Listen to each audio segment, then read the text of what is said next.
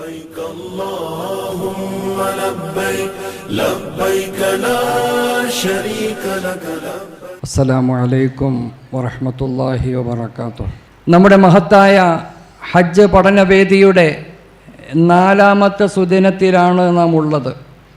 ആത്മീയമായ ശുദ്ധിയും അതിൻ്റെ മുന്നൊരുക്കവും അതിനുശേഷം ശാരീരികമായ ശുദ്ധിയും അതിൻ്റെ പ്രഥമ പടി എന്ന നിലയിൽ അവൻ വീട്ടിൽ നിന്നും ഇറങ്ങുന്നതിന് മുമ്പ് ശരീരത്തിൽ നിന്നും നീക്കപ്പെടേണ്ട രോമങ്ങളെല്ലാം നീക്കി, കക്ഷഗുഹ്യ രോമങ്ങളെല്ലാം നീക്കി, നഖം മുറിച്ചു, കുളിക്കുന്ന സമയത്ത് ഉംറയുടെ ഇഹ്റാമിന് വേണ്ടിയുള്ള സുന്നത്തായ കുളി ഞാൻ കുളിക്കുന്നു എന്ന നിയ്യത്തോടെ അവൻ കുളിച്ചതിന് ശേഷം വസ്ത്രം മാറി അവൻ്റെ വീട്ടിൽ വച്ച് തന്നെ 2 റക്അത്ത് സഫറിൻ്റെ 2 റക്അത്ത് നമസ്കരിക്കുകയും ആ നമസ്കാരത്തിൽ ആദ്യത്തെ റക്അത്തിൽ ഫാത്തിഹയ്ക്ക് ശേഷം ഖുൽ യാ അയ്യുഹൽ കാഫിറൂനയും രണ്ടാമത്തെ റക്അത്തിൽ ഫാത്തിഹയ്ക്ക് ശേഷം ഖുൽ ഹുവല്ലാഹു അഹദും ഓതി സലാം വീട്ടി അവിടെ ഇരുന്നു കൊണ്ട് ഒരു ദുആ ചെയ്തു, ഒരു ആയത്തുൽ കുർസിയും ഒരു പ്രാവശ്യമെങ്കിലും ലീലാഫി ഖുറൈശിനും ഓതി അവിടെ നിന്നും എഴുന്നേറ്റു. അവൻ്റെ കുടുംബാദികളായ ആളുകളോട് യാത്ര പറഞ്ഞു. അവൻ ഇടതുകാല് വച്ചുകൊണ്ട് മുന്നോട്ട് ഇറങ്ങി, പുറത്തേക്ക് ഇറങ്ങി, കൂട്ടമായ ദുആയും കഴിഞ്ഞു. അവൻ നിശ്ചിത വാഹനത്തിൽ കയറി. അവൻ നേരെ എയർപോർട്ടിലേക്കോ അല്ലെങ്കിൽ അവൻ്റെ ഹജ്ജ് ക്യാമ്പിലേക്കോ ചെന്നു. പോകുന്ന വഴിയിൽ ചൊല്ലേണ്ട അദ്കാറുകളെല്ലാം ചൊല്ലി അവൻ എയർപോർട്ടിൽ ചെന്നു, വിമാനത്തിൽ കയറി. പോകുന്നതിനു മുമ്പ് അവൻ 2 റക്അത്ത് ഉംറയുടെ ഇഹ്റാമിൻ്റെ സുന്നത്ത് നമസ്കാരവും നിർവഹിച്ചു. എവിടെ വച്ച്? എയർപോർട്ടിൽ വച്ച് അല്ലെങ്കിൽ ഹജ്ജ് ക്യാമ്പിൽ വച്ച് ഉംറയുടെ ഇഹ്റാമിന് വേണ്ടിയുള്ള 2 റക്അത്ത് സുന്നത്ത് നമസ്കാരം. അത് ഉംറയുടെ ഇഹ്റാമിന് വേണ്ടിയുള്ള സുന്നത്തായ നമസ്കാരം 2 റക്അത്ത് അള്ളാഹുവിന് വേണ്ടി ഞാൻ നമസ്കരിക്കുന്നു എന്ന നിയ്യത്തോടു കൂടെ ആദ്യത്തെ റക്അത്തിൽ ഫാത്തിഹയ്ക്ക് ശേഷം ഖുൽ യാ അയ്യുഹൽ കാഫിറൂനയും രണ്ടാമത്തെ റക്അത്തിൽ ഫാത്തിഹയ്ക്ക് ശേഷം ഖുൽ ഹുവല്ലാഹു അഹദും ഓതി അവിടെ ഇരുന്നു കൊണ്ട് ദുആ ചെയ്തു. ഇഹ്റാമിൻ്റെ വേഷത്തിൽ ഒന്നുകിൽ അവിടെ വച്ചുകൊണ്ട് അല്ലെങ്കിൽ വിമാനത്തിൽ കയറിയതിൻ്റെ ഉടനെ അവൻ നിയ്യത്ത് ചെയ്തു, നവൈതുൽ ഉംറത വഅഹറംതു ബിഹാ ലില്ലാഹി തആല, അല്ലാഹു തആലക്ക് വേണ്ടി ഞാൻ ഉംറ ചെയ്യാൻ കരുതി, ഞാൻ അതിൽ പ്രവേശിച്ചു. ലബ്ബൈക അല്ലാഹുമ്മ ബിഉംറത്തിൻ ലബ്ബൈക ലബ്ബൈക ലാ ശരീക ലക ലബ്ബൈക ഇന്നൽ ഹംദ വൻ നിഅമത ലക വൽ മുൽക്ക് ലാ ശരീക ലക എന്ന ദിക്റും അവൻ ചൊല്ലി, എന്ന തൽബിയത്തും ചൊല്ലി അവനതാ യാത്ര തുടർന്നു. അവൻ ജിദ്ദ എയർപോർട്ടിൽ ചെന്നിറങ്ങി. ലഗേജുകളെല്ലാം ബസ്സിൽ കയറ്റി നിശ്ചിത വാഹനത്തിൽ നമുക്ക് നിശ്ചയിക്കപ്പെട്ട റൂമിൻ്റെ വാതിക്കലെത്തി. ആ റൂമിൽ നാം കടന്നു ചെന്നു. അവിടെ നാം ഭക്ഷണമെല്ലാം കഴിഞ്ഞു വിശ്രമിക്കുക എന്ന ജോലിയായിരുന്നു ഇന്നലെ വരെ പ്രസംഗിച്ചത്, അല്ലേ? ഇന്നലെ വരെ പ്രസംഗിച്ചതായിരുന്നല്ലേ? ഇപ്പം എന്താ നിങ്ങൾ ചെയ്തുകൊണ്ടിരിക്കുന്നത്? റൂമിൽ കിടന്ന് ഉറങ്ങല്ലേ? ഇനി നമുക്ക് എഴുന്നേക്കാം, വിശ്രമം എല്ലാം എന്ത് ചെയ്തു, റാഹത്തായി, അൽഹംദുലില്ലാ. എല്ലാവരും ശ്രദ്ധിക്കേണ്ട ഒരു കാര്യം, ഇനി വലിയൊരു കാര്യത്തിലേക്കാണ് കടക്കുന്നത്. ഈ യാത്രാക്ഷീണവും ശാരീരികമായ അസ്വസ്ഥതകളും പരമാവധി ഒഴിവാക്കണം. അതിനുശേഷമേ അടുത്ത അമലിലേക്ക് പോകാവൂ. ഇല്ലെങ്കിൽ ഇവകളിൽ വീഴ്ച വരാൻ സാധ്യതയുണ്ട്. കൂടുതൽ സാധ്യത, വെറും സാധ്യതയല്ല, കൂടുതൽ സാധ്യതയുണ്ട്. ആയതുകൊണ്ട് സമാധാനപരമായി ഉറങ്ങി ഭക്ഷണമെല്ലാം കഴിച്ച് റൂമിൽ നിന്ന് തന്നെ, നമ്മുടെ വിഷയം ആരംഭിക്കുകയാണിനി, റൂമിൽ നിന്ന് തന്നെ അവൻ വുളു എടുക്കുക. എവിടെ നിന്ന് വുളു എടുക്കണം? റൂമിൽ നിന്ന് തന്നെ അവൻ എന്ത് ചെയ്യണം? വുളു എടുക്കുക. നമ്മുടെ ഹറമിലെ പള്ളിയിൽ വുളു ഇല്ലാഞ്ഞിട്ടല്ല, വുളു അവിടെ ഉണ്ട്, അവിടെ ഇരുന്നോട്ടെ. ഇപ്പം നിങ്ങളെന്ത് ചെയ്യണം? എല്ലാവരും റൂമിൽ നിന്ന് തന്നെ നിങ്ങൾ വുളു എടുക്കുക. എന്നിട്ട് വസ്ത്രങ്ങളെല്ലാം ധരിച്ച്, വസ്ത്രം എന്ന് പറഞ്ഞ അർത്ഥം ഇഹ്റാമിൻ്റെ ഡ്രസ്സിൽ തന്നെ അതെല്ലാം ഭംഗിയായി അവൻ ഉടുത്തുകൊണ്ടുവന്ന വസ്ത്രത്തിനകത്ത് നജസ് ഉണ്ടെങ്കിൽ മാത്രം മാറ്റുക. മുണ്ട് ഞാൻ മൂത്രമൊഴിച്ച സമയത്ത് മൂത്രമൊക്കെ വീഴാൻ സാധ്യതയുണ്ടല്ലോ, അങ്ങനെ ഉണ്ടെങ്കിൽ മാത്രം മാറ്റുക. മുഷിഞ്ഞു എന്നതിൻ്റെ പേരിൽ മാറ്റരുത്. പ്രത്യേകം എന്ത് ചെയ്യണം, ശ്രദ്ധിക്കണം. മുണ്ട് മുഷിഞ്ഞു എന്നതിൻ്റെ പേരിൽ മാറ്റരുത്. നജസുകൾ ഉണ്ട് എങ്കിൽ എന്ത് ചെയ്യണം? മാറ്റണം. അങ്ങനെ മാറ്റി നാം എന്ത് ചെയ്യുന്നു? റൂമിൽ നിന്നും നാം പ്രത്യേകമായി എടുക്കേണ്ട നമ്മുടെ യാത്രാ രേഖകൾ നമ്മുടെ കയ്യിൽ കരുതണം. എപ്പോഴും നമുക്കുള്ള ഐഡൻറ്റിറ്റി കാർഡുണ്ടാകും, പ്രത്യേകമായ യാത്രാ രേഖകളുണ്ടാകും, കഴുത്തിലിടാൻ ഒരു മാലയുണ്ടാകും, കയ്യിൽ കെട്ടാൻ ഒരു വളയുണ്ടാകും, പ്രത്യേകമായി നാം താമസിക്കുന്ന വീടിൻ്റെ അല്ലെങ്കിൽ ബിൽഡിങ്ങിൻ്റെ പേരെഴുതിയ കാർഡുണ്ടാകും. അതെല്ലാം നമ്മുടെ കയ്യിൽ നിർബന്ധമായും എടുത്തിട്ടുണ്ട് എന്ന് ഉറപ്പ് വരുത്തണം. എന്ത് ചെയ്യണം? എൻ്റെ കയ്യിൽ ഇതെല്ലാം ഉണ്ട് എന്ന് ഉറപ്പ് വരുത്തണം. ഉറപ്പ് വരുത്തിയതിന് ശേഷം എല്ലാവരും കൂടി ഒരുമിച്ച്, നിങ്ങളുടെ കൂടെ എത്ര പേരുണ്ടോ അവരെ എല്ലാവരെയും കൂടി ഒരുമിച്ച് കൂട്ടി നാം ചെയ്യേണ്ടത് അവിടെ നിന്നും പുറത്തേക്ക് ഇറങ്ങുക. ഒരു റൂമിൽ ചിലപ്പോൾ 4 പേരാകാം, അല്ലെങ്കിൽ 5 പേരാകാം. എത്ര ആളുകളാണോ നിശ്ചയിക്കപ്പെട്ടത് അവർ റൂമിൽ നിന്ന് പുറത്തേക്ക് ഇറങ്ങുമ്പോൾ റൂം പൂട്ടി താക്കോൽ എന്ത് ചെയ്യണം? ചാവി എടുത്തിട്ട് താഴെ കൗണ്ടറിൽ കൊണ്ടുപോയി ഏൽപ്പിക്കണം. തിരിച്ചു വരുമ്പോൾ ഈ ആരാണോ ആദ്യം വരുന്നത് അയാൾക്ക് റൂമിൽ വന്ന് കയറാൻ അവസരമുണ്ടാകും. ഇല്ലെങ്കിൽ അവസാനം വരുന്നവനെ വരെ കാത്തിരിക്കേണ്ട ഒരു ഗതികേട് വരും. പ്രത്യേകം കൗണ്ടറിൽ ഏൽപ്പിച്ച് നാം എന്ത് ചെയ്യുക? ഇതാ ഹറമിലേക്ക് പോകാൻ വേണ്ടി രണ്ടാമത്തെ അമലായ തവാഫ് എന്ന് പറയുന്ന അമലിലേക്ക് ഇതാ കടക്കാൻ വേണ്ടി പോകുന്നു. ഇപ്പം നമ്മുടെ ഉംറയിൽ നിന്നുള്ള ഫർളിൽ ഒരേ ഒരു ഫർള് മാത്രമല്ലേ ചെയ്തിട്ടുള്ളൂ. ഇനിയിപ്പോൾ നമ്മൾ രണ്ടാമത്തെ ഫർള് എന്ന് പറയുന്ന തവാഫിലേക്ക് കടന്നിട്ടില്ല. തവാഫിലേക്ക് കടക്കാൻ വേണ്ടി പോവുകയാണ്. ആ സമയത്ത് നാം റൂമിൽ നിന്നും ഇറങ്ങി ഒരുമിച്ച് അങ്ങോട്ട് പോവുക. താഴെ ഒരുമിച്ച് തന്നെ പുറത്തേക്ക് ഇറങ്ങി ആ ഹറമിൻ്റെ മുറ്റത്തേക്ക് പോകാൻ വേണ്ടിയുള്ള വഴി മനസ്സിലാക്കി ജനങ്ങൾ അങ്ങോട്ട് ഒഴുകുന്നതായി നമുക്ക് കാണാം. ആ വഴിയിലൂടെ സഞ്ചരിച്ച് പോകുമ്പോൾ പരിസരമൊക്കെ ഒന്ന് വീക്ഷിക്കുക. എൻ്റെ ബിൽഡിംഗ് എവിടെയാണ്? ഈ ബിൽഡിങ്ങിൻ്റെ വലതുവശത്ത് എന്താണ്? ഇടതുവശത്ത് എന്താണ്? ഇതെല്ലാം ഒന്ന് മനസ്സിലാക്കി തിരിച്ച്, കാരണം ഇതിൽ തന്നെ വരാനുള്ളതാണ്. അപ്പോൾ ആയതുകൊണ്ട് ഇതൊക്കെ ഒന്ന് മനസ്സിലാക്കിക്കൊണ്ട് നേരെ ഹറമിൻ്റെ മുറ്റത്തേക്ക് നാം ചെന്നിറങ്ങുക. മുറ്റം വിശാലമാണ്, അങ്ങോട്ട് ഞാൻ വിശദീകരിക്കുന്നില്ല. വിശാലമായ മുറ്റത്തേക്ക് നിങ്ങൾ ഏത് ഡോറിൻ്റെ ഭാഗത്തേക്കാണോ ചെന്ന് ഇറങ്ങുന്നത് അവിടെ ആ മുറ്റത്തേക്ക് ഇറങ്ങിച്ചെന്ന് അവിടെ നിൽക്കുക. തൽക്കാലം നിന്ന് എല്ലാവരും എല്ലാവരും ഉണ്ട് എന്ന് ഉറപ്പ് വരുത്തി. കൂടെ ഒരു ഗ്യാങ് ഉണ്ടാവുമല്ലോ നമ്മുടെ കൂടെ, അല്ലേ? ഉമ്മ, വാപ്പ, അല്ലെങ്കിൽ സഹോദരിമാർ, കുടുംബക്കാർ, അല്ലെങ്കിൽ നിങ്ങൾ 10-30 പേരടങ്ങുന്ന ഗ്യാങ്ങായിട്ടാണ് പോകുന്നത് എങ്കിൽ അവരെല്ലാവരും ഒരുമിച്ച് കൂട്ടി അവിടെ നിന്ന് ഇനി നമുക്ക് എന്ത് ചെയ്യണം? മറ്റേ ഹറമിൻ്റെ ഉള്ളിലേക്ക്, മത്താഫിലേക്ക് നമുക്ക് ഇറങ്ങിപ്പോണം. അതിനു മുമ്പ് അവിടെ ഇറങ്ങുന്നതിന് മുമ്പ് ചെരുപ്പുണ്ടെങ്കിൽ ചെരുപ്പ് ഊരി നമ്മുടെ കയ്യിൽ ഒരു കിറ്റ് മുൻകരുതലായി എടുക്കൽ നല്ലതാണ്. കയ്യിനകത്തൊരു കിറ്റ്, ആ കിറ്റിനകത്ത് ഇട്ട് ബാഗുണ്ടെങ്കിൽ ബാഗിനകത്ത് സൂക്ഷിച്ച് പുറത്തു വച്ചാൽ തിരിച്ചു വരുമ്പോൾ കിട്ടൂല. അല്ലെങ്കിൽ തിരിച്ചു വരുന്ന വഴി മാറിപ്പോവും. ആരും കൂടുതൽ പൊക്കിക്കൊണ്ട് പോയിട്ടല്ല, എന്ത് ചെയ്യുന്നു? നമുക്ക് വഴി അറിയാതെ പോകുന്നതാണ് അധികവും സംഭവിക്കുന്നത് അങ്ങനെയാണ്. അപ്പോൾ ആയതുകൊണ്ട് നമുക്ക് ആ ചെരുപ്പ് നമ്മിൽ നിന്ന് കിട്ടുന്നതിന് വേണ്ടി, അപ്പോൾ ഒരു വിഷയമുണ്ട്, ചെരുപ്പിട്ടുകൊണ്ട് നമുക്ക് ഹറമിൻ്റെ ഉള്ളിലേക്ക് കടക്കുന്നത് എങ്ങനെയാണെന്നൊരു സംശയം വരും. നജസ് ഉണ്ടാകരുത്. ആ ചെരുപ്പിനകത്ത് എന്ത് ചെയ്യരുത്? നജസ് ഉണ്ടാകരുത്. പ്രത്യേകം ശ്രദ്ധിക്കുക. അങ്ങനെ ഒരു കിറ്റിനകത്താക്കി ബാഗിനകത്ത് നമ്മൾ എന്ത് ചെയ്തു? ഈ തോൾ ബാഗിൽ ഇട്ടുകൊണ്ട് സഹോദരിമാരും സഹോദരന്മാരും നേരെ ഒരുമിച്ച് തന്നെ എന്ത് ചെയ്യുന്നു? ഹറമിൻ്റെ കവാടത്തിൻ്റെ അതിൻ്റെ ഫ്രണ്ട് ഭാഗത്തേക്ക് എത്തുമ്പോൾ സുബ്ഹാനല്ലാഹ്, വിശുദ്ധമായ മസ്ജിദുൽ ഹറാമിൻ്റെ ഭിത്തികളാണ് നമ്മൾ ആദ്യമായി കാണുന്നത്. ഈ കാണുന്ന സമയത്ത് അതിൻ്റെ ഉള്ളിലേക്ക് ഇറങ്ങുമ്പോൾ നാം സാധാരണ നിലയിൽ പള്ളികളിൽ കടക്കുമ്പോൾ ചൊല്ലേണ്ടതുപോലെ അല്ലാഹുമ്മ ഫ്തഹ്ലി അബ്വാബ റഹ്മതിക എന്ന ആ ദുആ ചൊല്ലിക്കൊണ്ട് കടക്കുക. വലതുകാല് മുന്തിച്ചുകൊണ്ട് കടക്കുക. വലതുകാല് മുന്തിച്ചുകൊണ്ട് കടക്കുക. ഇതിനിടയിൽ ഒരു കാര്യം പറയട്ടെ. റൂമിൽ നിന്ന് ഇറങ്ങി ഹറമിൻ്റെ മുറ്റത്ത് എത്തിക്കഴിഞ്ഞാൽ എല്ലാവരും കൂടി ഒന്ന് ഒരുമിച്ച് കൂടി നിന്നിട്ട് എല്ലാവർക്കും ഒതുപ്പം ഉണ്ടല്ലോ അല്ലേ? ഇല്ലെങ്കിൽ അതാ വിഷയം. നമ്മൾ തവാഫിന് പോവുക, ഇനി അകത്തേക്കൊന്നും രക്ഷയില്ല. ഇല്ലെങ്കിൽ ഉള്ളവരെ അവിടെ നിർത്തി നിങ്ങളെല്ലാം ഇവിടെ നിൽക്കുക, ഒന്ന് ഒരു ഒതു കൊടുത്തിട്ട് വരട്ടെ എന്ന് പറയും. അതിലൊരു 1/2 കിലോമീറ്റർ പോകണം, അതിൽ കൂടുതൽ പോകേണ്ടവരില്ല.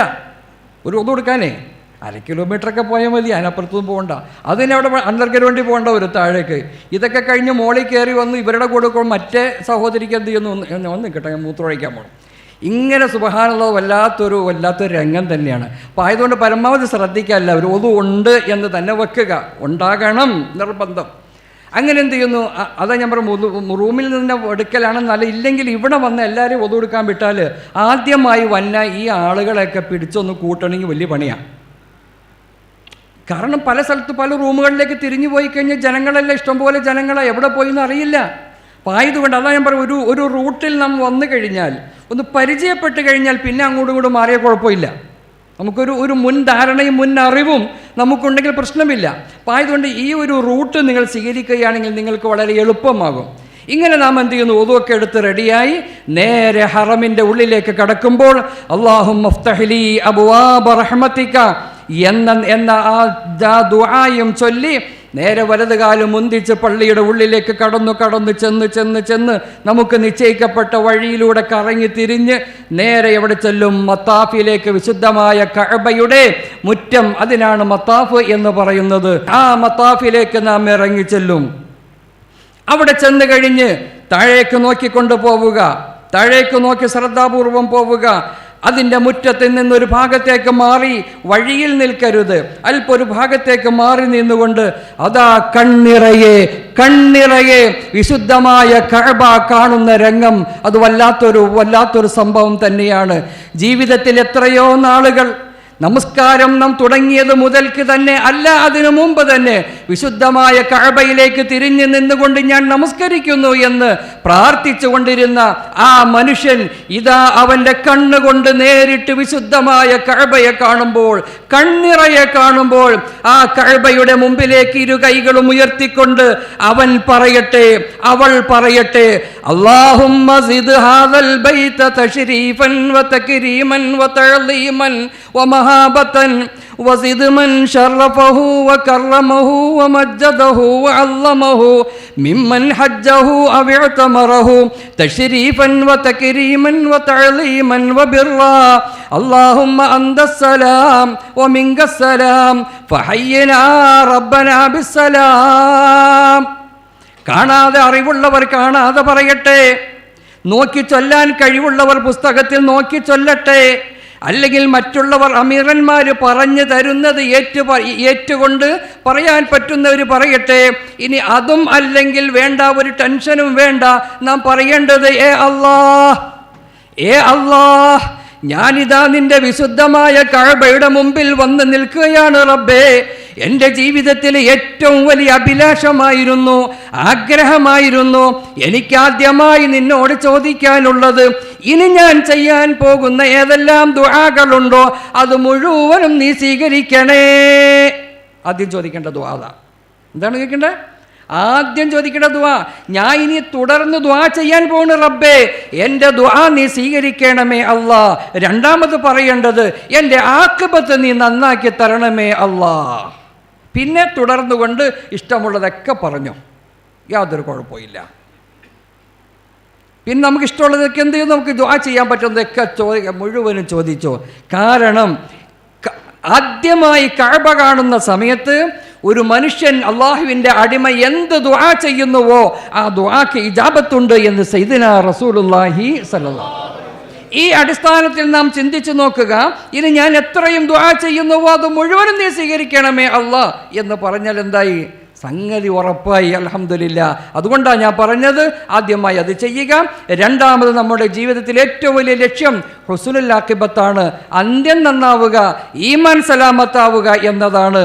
ഈ നിലയിൽ അവൻ എന്ത് ചെയ്യുക, ദുആ ചെയ്തുകൊണ്ട്, അല്ലാഹുവേ ഞാനിതാ കഅബ കണ്ടു പടച്ചവനെ, ഞാൻ കഅബ കണ്ട് പടച്ചവനെ, ഇനി എൻ്റെ ഈ കണ്ണുകൊണ്ട് സ്വർഗം കണ്ട് മരിക്കാൻ നീ അവസരം നൽകണേ അല്ലാ എന്ന് പറഞ്ഞുകൊണ്ട് എന്ത് ചെയ്യുക, ആത്മാർത്ഥമായ ദുആ അവന് ചോദിക്കേണ്ടത് മുഴുവനും അവൻ്റെ ദുന്യവിയും ഉഖ്റവിയായ ദുആണ് ഏറ്റവും കൂടുതൽ ചെയ്യേണ്ടത്. എല്ലാം ചോദിച്ച് സമാധാനപരമായി തന്നെ അവൻ അവിടെ നിന്നുകൊണ്ട് ചോദിക്കുക. ഇത് വല്ലാത്ത രംഗമാണ്. നിങ്ങൾ ചെലവഴിച്ച 5 ലക്ഷമല്ല 10 ലക്ഷമാണെങ്കിലും ആ ഒരൊറ്റ നോട്ടത്തോടുകൂടെ മുതലായി നമുക്ക്, ബാക്കിയൊക്കെ ലാഭമാണ്. അല്ലാഹു തആല നമുക്ക് എല്ലാവർക്കും തൗഫീഖ് നൽകുമാറാകട്ടെ. ഈ നിലയിൽ ഇതെല്ലാം കഴിഞ്ഞതിന് ശേഷം കഅബയൊന്ന് കണ്ടു, സമാധാനപരമായി. ഇനി നമുക്കെന്താ ജോലി? തവാഫ് ചെയ്യലല്ലേ? തവാഫ് ചെയ്യലാണ്. തവാഫ് ചെയ്യുന്നതിന് ഓടി അങ്ങോട്ട് തവാഫ് ചെയ്യരുത്. വളരെ ശ്രദ്ധിക്കേണ്ട ക്ലാസ് കൊണ്ടുള്ള ഏറ്റവും വലിയ ഉപകാരം അതാണ്. ഓടിച്ചെന്ന് നിങ്ങൾ തവാഫ് ചെയ്യാൻ പോകരുത്. പരിചയമില്ലാത്തവരെ പറ്റി പറയുന്നത്, പരിചയമുള്ളവർക്ക് പ്രശ്നമില്ല. അപ്പം ആദ്യമായി പോകുന്ന ആളുകൾ എൻ്റെ ഈ സംസാരം, എൻ്റെ ഈ ക്ലാസ് വളരെ ഗൗരവമായി തന്നെ നിങ്ങൾ എന്ത് ചെയ്യണം? മനസ്സിലാക്കിയേ പറ്റൂ. അപ്പം ആയതുകൊണ്ട് തവാഫ് എന്ന് പറയുന്ന രണ്ടാമത്തെ അമലിലേക്ക് നാം കടക്കുന്നതിന് മുമ്പ് കഅബയെ നാം ഒന്ന് പരിചയപ്പെടണം. എന്ത് ചെയ്യണം? ദൂരെ നിന്നുകൊണ്ട് കഅബയെ ഒന്ന് പരിചയപ്പെടണം. എങ്ങനെയാണ് പരിചയപ്പെടേണ്ടത്? നമുക്കറിയാം, നമ്മുടെയൊക്കെ നാടുകളിൽ കഅബയുടെ കോലവും രൂപവും രീതിയൊക്കെ ഉണ്ട്. ഇതാ നമ്മുടെ കഅബയുടെ കോലമാണല്ലോ ഈ ഇരിക്കുന്നത്, അല്ലേ? ഇതിനകത്ത് കഅബയ്ക്ക് എത്ര മൂലയുണ്ട് സത്യത്തിൽ? ഒന്ന് പറഞ്ഞേ. 4 മൂലയല്ലേ ഉള്ളത്, അല്ലേ? 4 മൂലയേ ഉള്ളത്, അല്ലേ? അത്രയല്ലേ ഉള്ളൂ? അതെ, കഅബയ്ക്ക് 4 മൂലയാണുള്ളത്. അതിൽ ഈ 4 മൂലകൾക്കും പ്രത്യേകം ചില പേരുകളുണ്ട്. ചില പേരുകളുണ്ട്. ഒന്നാമത്തെ മൂലയുടെ പേര് ഹജറുൽ അസ്വദിൻ്റെ മൂല. മനസ്സിലാക്കണം, കാരണം തവാഫ് ശരിയാവണം കേട്ടോ, അതുകൊണ്ടായി പറയുന്നത്. ഒന്നാമത്തെ മൂലയുടെ പേര് ഹജറുൽ അസ്വദിൻ്റെ മൂല. രണ്ടാമത്തെ മൂല റുക്കുനുൽ ഇറാഖ് എന്ന് പറയും, ഇറാഖി മൂല എന്ന് പറയും. രണ്ടാമത്തെ മൂല റുക്കുനുൽ ഇറാഖ്, ഇറാഖി മൂല. മൂന്നാമത്തെ മൂല റുക്കുനു ഷാം, ഷാമിൻ്റെ മൂല എന്ന് പറയും. നാലാമത്തെ മൂല റുക്കുനുൽ യമാൻ, യമനിൻ്റെ മൂല എന്ന് പറയും. എന്ന് പറഞ്ഞതിൻ്റെ അർത്ഥം വേറൊന്നുമില്ല, ഹജറുൽ അസ്വദ് ഇരിക്കുന്ന മൂലക്ക് ഒന്നാമത്തെ മൂല എന്നും, ഇറാഖ് എന്ന രാജ്യത്തിൻ്റെ ഭാഗത്തേക്ക് തിരിഞ്ഞിരിക്കുന്ന മൂലക്ക് ഇറാഖി മൂല എന്നും, ഷാം എന്ന രാജ്യത്തേക്ക് തിരിഞ്ഞിരിക്കുന്ന മൂലക്ക് ഷാം മൂല എന്നും, റുക്കുൽ ഷാം എന്നും, യമനിൻ്റെ ഭാഗത്തേക്ക് തിരിഞ്ഞിരിക്കുന്ന ഭാഗത്തിന് യമനി മൂല എന്നും പറയുന്നു എന്നർത്ഥം. മനസ്സിലായോ? അപ്പോൾ ഒന്നാമത്തെ മൂല ഏതാണ്? ഹജറുൽ അസ്വദ് ഇരിക്കുന്ന മൂല. രണ്ടാമത്തേത് ഇറാഖി മൂല. മൂന്നാമത്തേത് ഷാമിൻ്റെ മൂല. നാലാമത്തേത് യമനിൻ്റെ മൂല. ഇപ്പോൾ 4 മൂലകൾ നമ്മൾ മനസ്സിലാക്കിയില്ലേ? ഇതെന്തിനാണ് ഇത് മനസ്സിലാക്കുന്നത്? ആവശ്യമുണ്ട്, ഞാൻ പറഞ്ഞുതരാം. ഇതെന്തിനാണ് നിങ്ങൾ അറിയുന്നത്, പഠിച്ചിരിക്കുന്നത് എന്ന് എന്തിൻ്റെ ആവശ്യകത പിന്നെ മനസ്സിലാക്കാൻ പറ്റും. ഈ ഹജറുൽ അസ്വദിൻ്റെ തൊട്ടപ്പുറത്ത് കഅബയുടെ കവാടമാണ്. കഅബയുടെ കവാടം. ഈ കവാടത്തിൻ്റെയും ഹജറുൽ അസ്വദിൻ്റെയും ഇടയിൽ കുറച്ച് സ്ഥലമുണ്ട്, കുറച്ച് സ്ഥലം. ഏത് ഭിത്തിയുമ്മ തന്നെ. ആ സ്ഥലത്തിന് മുൽത്തസം എന്ന് പറയും. എന്താ പേര് പറയുന്നത്? മുൽത്തസം. എന്ത് പറയും? മുൽത്തസം എന്ന് പറയും. മുൽത്തസം അതെവിടെയാണത്? ഹജറുൽ അസ്വദിൻ്റെയും കവാടത്തിൻ്റെയും ഇടയിലുള്ള സ്ഥലത്തിനാണ് മുൽത്തസം എന്ന് പറയുന്നത്. പിന്നെ അത് കഴിഞ്ഞ് അപ്പുറത്തേക്ക് രണ്ടാമത്തെ മൂല ഏതാ പറഞ്ഞത്? ഇറാഖി മൂല. അതിനപ്പുറത്ത് റാ പോലെ ഇരിക്കുന്ന അതിന് ഹിജർ ഇസ്മായിൽ എന്ന് പറയും. എന്താ പേര്? ഹിജർ ഇസ്മായിൽ. ആ ഹിജർ ഇസ്മായിലിൻ്റെ ഉള്ളും കഅബയാണ് എന്ന് എന്ത് ചെയ്യണം? പ്രത്യേകിച്ച് എന്ത് ചെയ്യണം? മനസ്സിലാക്കണം. ചതുരത്തിൻ്റെ ഉള്ളിലുള്ള ഭാഗം മാത്രമല്ല കഅബ, പിന്നെ ആ റായുടെ ഉള്ളും എന്തിൽപ്പെട്ടതാണ്? കഅബയിൽപ്പെട്ടതാണ്. ആ കാണുന്ന റാ എന്നത് എന്താണ്? ഹിജർ ഇസ്മായിലാണ്. അതുപോലെ തന്നെ ഈ കഅബയുടെ ഡോറിൻ്റെ ഇവിടെ നിന്ന് കുറച്ചിങ്ങോട്ട് മാറി എന്തു ചെയ്യും? മഖാം ഇബ്രാഹിം എന്ന് പറയുന്ന ഒരു കുബ്ബ പോലെ കാണുന്ന നമ്മൾ ഫോട്ടോസിലൊക്കെ നമ്മൾ കാണാറില്ലേ? ഉണ്ടല്ലോ. അതായത് കഅബയിൽ നിന്നും ഏകദേശം 20 മുഴം അകലത്തിലായി, കഅബയുടെ ഭിത്തിയിൽ നിന്നും 20 മുഴം അകലത്തിലായി പിച്ചളയുടേതായ കവർ ചെയ്തിരിക്കുന്ന മഹാനായ ഇബ്രാഹിം നബി അലൈഹി ഇസ്ലാമിൻ്റെ പാദത്തിൻ്റെ അടയാളം ഉൾപ്പെടുന്ന ഒരു കല്ല് അതിനകത്തുണ്ട്. നിങ്ങൾ അടുത്ത് നോക്കുകയാണെങ്കിൽ അതിനൊക്കെ കാണാൻ പറ്റും. ഇൻഷാ അല്ലാഹ് വിശദീകരിക്കാം അത്. അപ്പോൾ ഈ നിലയിൽ ഇത് കണ്ട് മനസ്സിലാക്കുന്നതിനോടൊപ്പം ഈ കഅബയുടെ ആ ഹിജ്ർ ഇസ്മായിലിൻ്റെ മുകളിൽ ഒരു മീസാബ് എന്നൊരു സാധനമുണ്ട്, ഒരു സ്വർണ്ണപ്പാത്തി. മീസാബ് എന്ന് പറയുന്ന ഒരു സ്വർണ്ണപ്പാത്തിയാണ്, സ്വർണ്ണത്തിൻ്റെ പാത്തിയാണത്. ഇതൊക്കെ നമ്മൾ എന്ത് ചെയ്യണം, മനസ്സിലാക്കണം. ഇപ്പോൾ ഏകദേശം ഒരു രൂപം നിങ്ങൾക്ക് കിട്ടിയില്ലേ? കഅബക്ക് 4 മൂലയാണ് എന്നും, ഒന്നാമത്തെ മൂല ഹജറുൽ അസ്വദിൻ്റേതാണ് എന്നും, രണ്ടാമത്തേത് റുക്കുനുൽ ഇറാഖ് ആണ് എന്നും, മൂന്നാമത്തെ റുക്കുനുൽ ഷാമാണ് എന്നും, നാലാമത്തേത് ഏതാണ്? റുക്കുനുൽ യമാനിയാണ് എന്നും മനസ്സിലായി. റുക്കുനുൽ യമാനിയാണ് കന്നിമൂല എന്ന് പറയും. കഅബയുടെ കന്നിമൂലയാണ് ഏത്? റുക്കുനുൽ യമാനി ഇരിക്കുന്ന ഭാഗം. നമ്മൾ വീടിൻ്റെ ഒക്കെ സ്ഥാനം കാണുന്ന സമയത്ത് കന്നിമൂലൊക്കെ പറയാറില്ലേ? ഈ ഇരിക്കുന്ന ഈ ഭാഗമാണ് എന്ത് ചെയ്യുന്നത്? കന്നിമൂല. ഈ ഏതുമാകട്ടെ, ഈ 4 മൂലകൾ വേർതിരിച്ച് ദൂരെ നിന്ന് വീക്ഷിച്ച് മനസ്സിലാക്കുക. അതെന്തിനാ ഉസ്താദേ? ആവശ്യം വരും. ഈ വിശുദ്ധമായ കഅബ എന്നത് മഹാനായ നൂഹ് നബി അലൈഹിസ്സലാം അദ്ദേഹത്തിൻ്റെ കാലഘട്ടത്തിൽ വലിയ വെള്ളപ്പൊക്കം ഉണ്ടായ ചരിത്രമൊക്കെ നമുക്കറിയാമല്ലോ. വിശുദ്ധ കഅബയൊക്കെ മുങ്ങിപ്പോകുന്ന നിലയിൽ വല്ലാത്ത തൂഫാൻ ജലപ്രളയം ഉണ്ടായ സംഭവം നമുക്കെല്ലാവർക്കും അറിയാം. മഹാനായ നൂഹ് നബി അലൈഹിസ്സലാമിനോട് അല്ലാഹു തആല കൽപ്പിച്ചു ഒരു കപ്പലുണ്ടാക്കാൻ.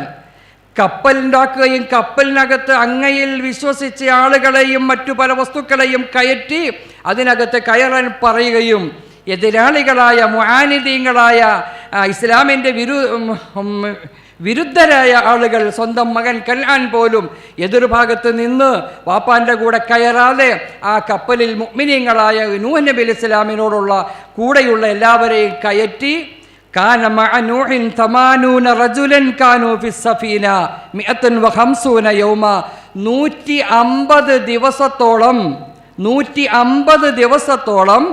80ഓളം വരുന്ന പുരുഷന്മാരടങ്ങുന്ന ഒരു സംഘവും മറ്റുമായിരുന്നു കപ്പലിനകത്ത് കയറി ഈ കഅബയെ എന്ത് ചെയ്തു?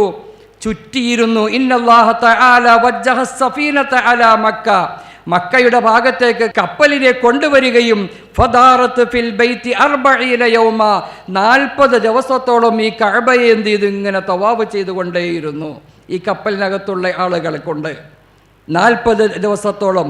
തുമ്മ വജ്ജഹ ഇലൽ ജൂദി, പിന്നീട് ആ കപ്പലിനെ അല്ലാഹു തആല ജൂദി പർവ്വതത്തിലേക്ക് കൊണ്ടുപോയി. ഖുർആനെല്ലാം അത് വളരെ വ്യക്തമായി പറയുന്നുണ്ട്.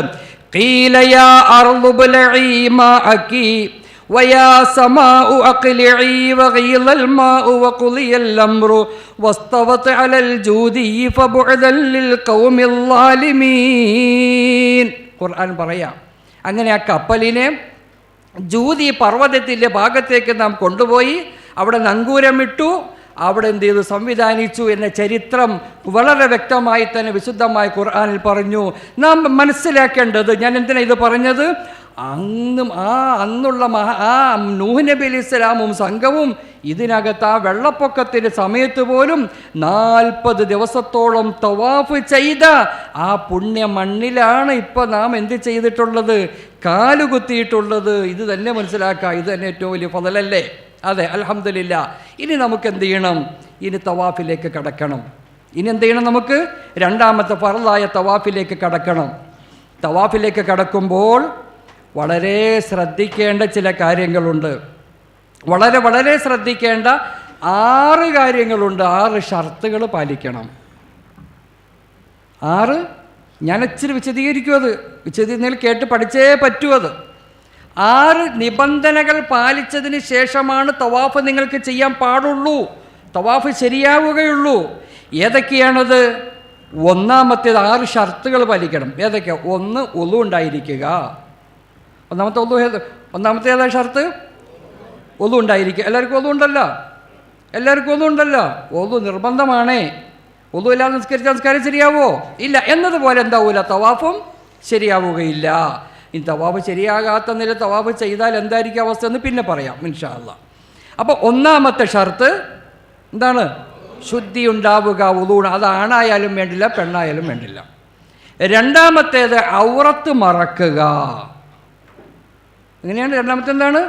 ഔറത്ത് തവാഫ് ചെയ്യുന്ന സമയത്ത് നിസ്കാരത്തിൽ ഔറത്ത് മറക്കാറില്ലേ നമ്മൾ? അതുപോലെ തന്നെ എന്ത് ചെയ്യണം? ഈ തവാഫിൻ്റെ സമയത്തും ഔറത്ത് മറക്കുക. പുരുഷന്മാരുടെ ഔറത്ത് ഏതാ? മുട്ടുപൊക്കളിൻ്റെ ഇടയിലുള്ള ഭാഗമാണല്ലോ. ഇല്ല, മുട്ടുപൊക്കളിൻ്റെ ഇടയിലുള്ള ഭാഗമാണ് പുരുഷന്മാരുടെ ഔറത്ത്. അപ്പോൾ അത് മറക്കാതെ ഒരാൾ തവാഫ് ചെയ്താലോ ശരിയാവോ? ഇല്ല. ചില ആളുകളെ അപ്പോൾ ഈ പൊക്കിളിൻ്റെ താഴത്തേക്കല്ലേ, പൊക്കിൾ മുതൽക്കല്ലേ, മുട്ടുപൊക്കിളിൻ്റെ ഇടയിൽ, അപ്പോൾ പൊക്കിളും അതിൽ പെട്ടതാണ്. പക്ഷെ പല ആളുകളും ഈ വയറൊക്കെ കൂടുതൽ തള്ളി നിൽക്കുന്ന ആളുകൾ പലരും എന്ത് ചെയ്യാറുണ്ട്, തുണി കൊടുക്കുന്ന സമയത്ത് ഇങ്ങനെ താഴേക്ക് പോവും, എവിടേക്കെയോ പോവും. എന്നിട്ടാണ് ഇവർ തവാഫ് ചെയ്യുന്നത്. അപ്പോൾ വയറിങ്ങനെ കുടവേറിങ്ങനെ ചാടിക്കിടന്ന് തവാഫ് ചെയ്ത് അവനും തവാഫ് ശരിയാവോ? നിങ്ങൾ പറയാം നിസ്കാരം ശരിയാകാതിരിക്കുന്നത് പോലെ അതന്നെ തവാഫും എന്താവൂല, ശരിയാവൂല. അപ്പോൾ ആയതുകൊണ്ട് നല്ല ബെൽറ്റൊക്കെ കെട്ടി നല്ല ഭംഗിയായി ആ തുണി താഴേക്ക് ഇറങ്ങി പോകാതിരിക്കാൻ വേണ്ടി പ്രത്യേകം പുരുഷന്മാർ ശ്രദ്ധിക്കണം എന്ന് പറഞ്ഞാൽ ഔറത്ത് പുറത്ത് കാണാൻ പാടില്ല എന്നർത്ഥം. അതുപോലെ സഹോദരിമാരെ, നിങ്ങൾ പ്രത്യേകം ശ്രദ്ധിക്കാനുള്ളത്, നിങ്ങൾക്ക് ഔറത്തായി നിശ്ചയിക്കപ്പെട്ടിട്ടുള്ളത് മുഖവും മുൻകൈയും ഒഴികെയുള്ള ബാക്കി ഭാഗങ്ങൾ മുഴുവനും മറക്കുക. അങ്ങനെയല്ലേ? സ്ത്രീകളുടെ ഔറത്തതാണല്ലോ മുഖവും മുൻകൈയും ഒഴികെയുള്ള ഭാഗം. മുടിയോ തലയിലെ മുടി ഔറത്തല്ലേ? അപ്പോൾ ഈ തലയിലെ മുടി പുറത്ത് കാണുന്ന നിലയിലാണ് നിങ്ങൾ മക്കന ധരിച്ചിട്ടുള്ളത് എങ്കിൽ, ആ നിലയിലാണ് നിങ്ങൾ തവാഫ് ചെയ്യുന്നത് എങ്കിൽ തവാഫ് എന്താവൂല, ശരിയാവൂല. തവാഫ് എന്താവൂല, ശരിയാവൂല. പായതുകൊണ്ട് തലമുടി അല്പം പോലും, ഒരു മുടി പോലും പുറത്തു വരാത്ത നിലയിലായിരിക്കണം തലയിൽ നിങ്ങൾ മക്കന ധരിക്കേണ്ടത്. അപ്പോൾ ഒരു മുടിയൊക്കെ പുറത്ത് കാണുന്നുണ്ടോ ഉസ്താദേ? ഇപ്പം ഞങ്ങളിപ്പോൾ എങ്ങനെ അറിയും? അതാ നല്ല കൂട്ടുകാരികൾ വേണമെന്ന് പറയുന്നത്. കണ്ണാടി നന്നായാൽ ചങ്ങാതി വേണ്ടെന്നല്ലേ? ചങ്ങാതിനെ കണ്ണാടിയാക്കിക്കോ. ഇവിടെ കൂടെയുള്ളവരെ എൻ്റെ മുടി വല്ലതും പുറത്തുണ്ടോ പെണ്ണെ ഒന്ന് നോക്ക്.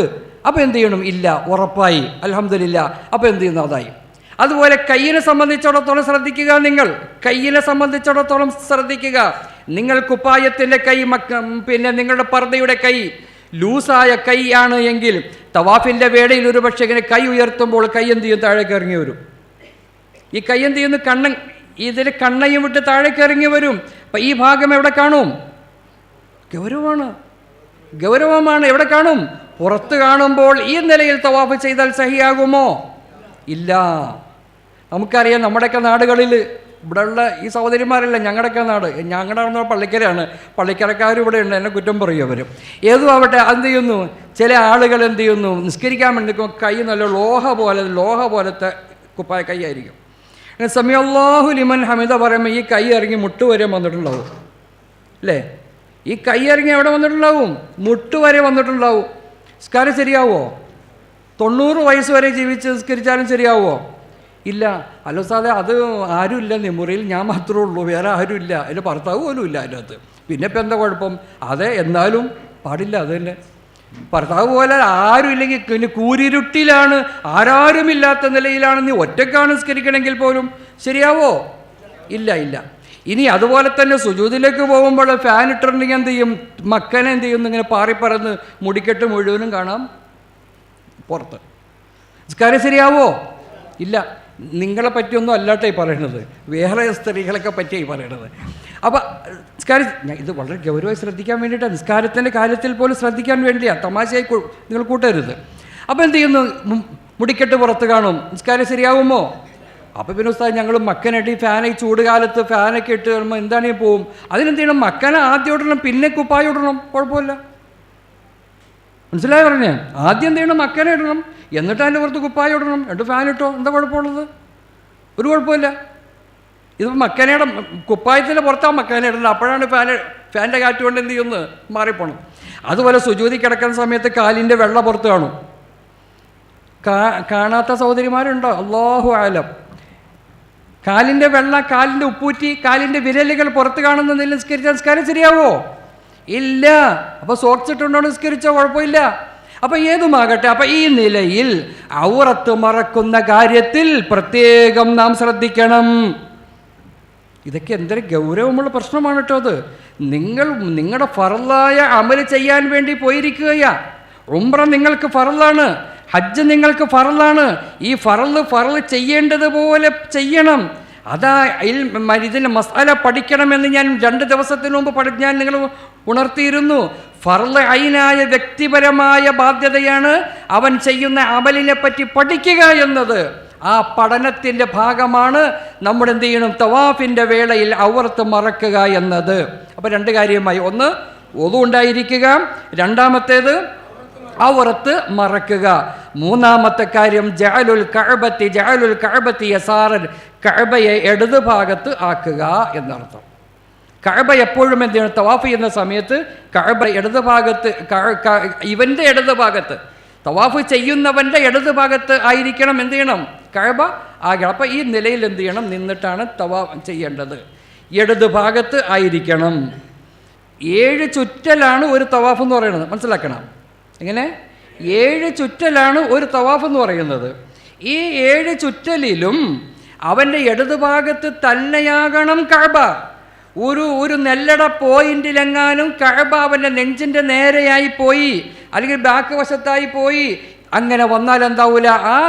ആ സമയത്തുള്ള ചുറ്റൽ ശരിയായിട്ടില്ല. പിന്നെ എന്ത് ചെയ്യണം? ഇച്ചിരി ബാക്ക് അടിച്ചിട്ട് വീണ്ടും എന്ത് ചെയ്യേണ്ടി വരും? അവൻ പോകേണ്ടി വരും. ബാക്ക് അടിക്കാൻ പറ്റാത്ത നിലയിൽ ജനങ്ങൾ തിങ്ങി നിറഞ്ഞു വരികയാണെങ്കിൽ ആ ഒരു ചുറ്റൽ ഒഴിവാക്കി എക്സ്ട്രാ ഒരു ചുറ്റലും കൂടി കൂടുതൽ ചുറ്റണം. മനസ്സിലായി പറഞ്ഞത്? അപ്പോൾ ആ നിലയിൽ കഅബയെ അവൻ എന്ത് ചെയ്തേക്കണം? ഇടത് ഭാഗത്താകണം. പലരെയും കാണാം തവാഫ് ചെയ്യുന്ന സമയത്ത് നമ്മുടെ നാട്ടിൽപ്പെട്ട, കൂട്ടുകാരിൽപ്പെട്ട, സുഹൃത്തുക്കൾപ്പെട്ട പല ആളുകളെയും കഅബ ഈ മത്താഫിൽ വെച്ചായിരിക്കും കണ്ടുമുട്ടുന്നത്. അപ്പോൾ ഇക്കാക്ക എപ്പോഴാണ് വന്ന്, എന്തൊക്കെയുണ്ട് വിശേഷം? ഞാൻ ഇങ്ങനെ വരുമെന്നൊക്കെ വിചാരിച്ചു എവിടെ.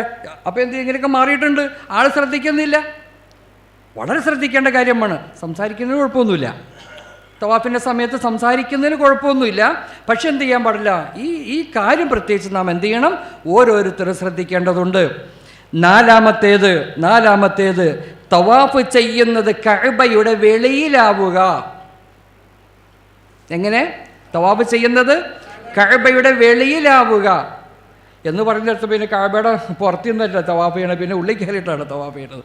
അല്ല, അത് ഞാൻ ആദ്യം പറഞ്ഞല്ലോ. ആ ഹിജ്ർ ഇസ്മായിലിൻ്റെ ഉള്ള് എന്നത് കഅബയുടെ ഉള്ളാണ്. അതിന് അകത്തേക്ക് കടക്കാൻ പറ്റുന്ന ഒരു ഡോറും അവിടെയുണ്ട്, കടക്കാൻ പറ്റുന്ന ഒരു ക്യാപ്പുണ്ട്. അതിനകത്തോടെ കയറി ഒരാൾ തവാഫ് ചെയ്ത് കഴിഞ്ഞാൽ എന്താവൂല? തവാഫ് ശരിയാവുകയില്ല. അതോടൊപ്പം ഈ കഅബയുടെ ഒരു സൈഡുണ്ട്, ഷാദർവാൻ എന്ന് പറയും. ഇപ്പം നമ്മുടെ ഇതിനെല്ലാം സൈഡ് ഇച്ചിരി നമ്മുടെ വീടിൻ്റെ അടിഭിത്തി ഉണ്ടല്ലോ, അടിഭിത്തിയുടെ ഭാഗം ഇച്ചിരി തള്ളി വരുമല്ലോ, ആ തള്ളി ഉള്ളത് പോലെ കഅബക്കുണ്ട്, ഇവിടെ ഉണ്ട്.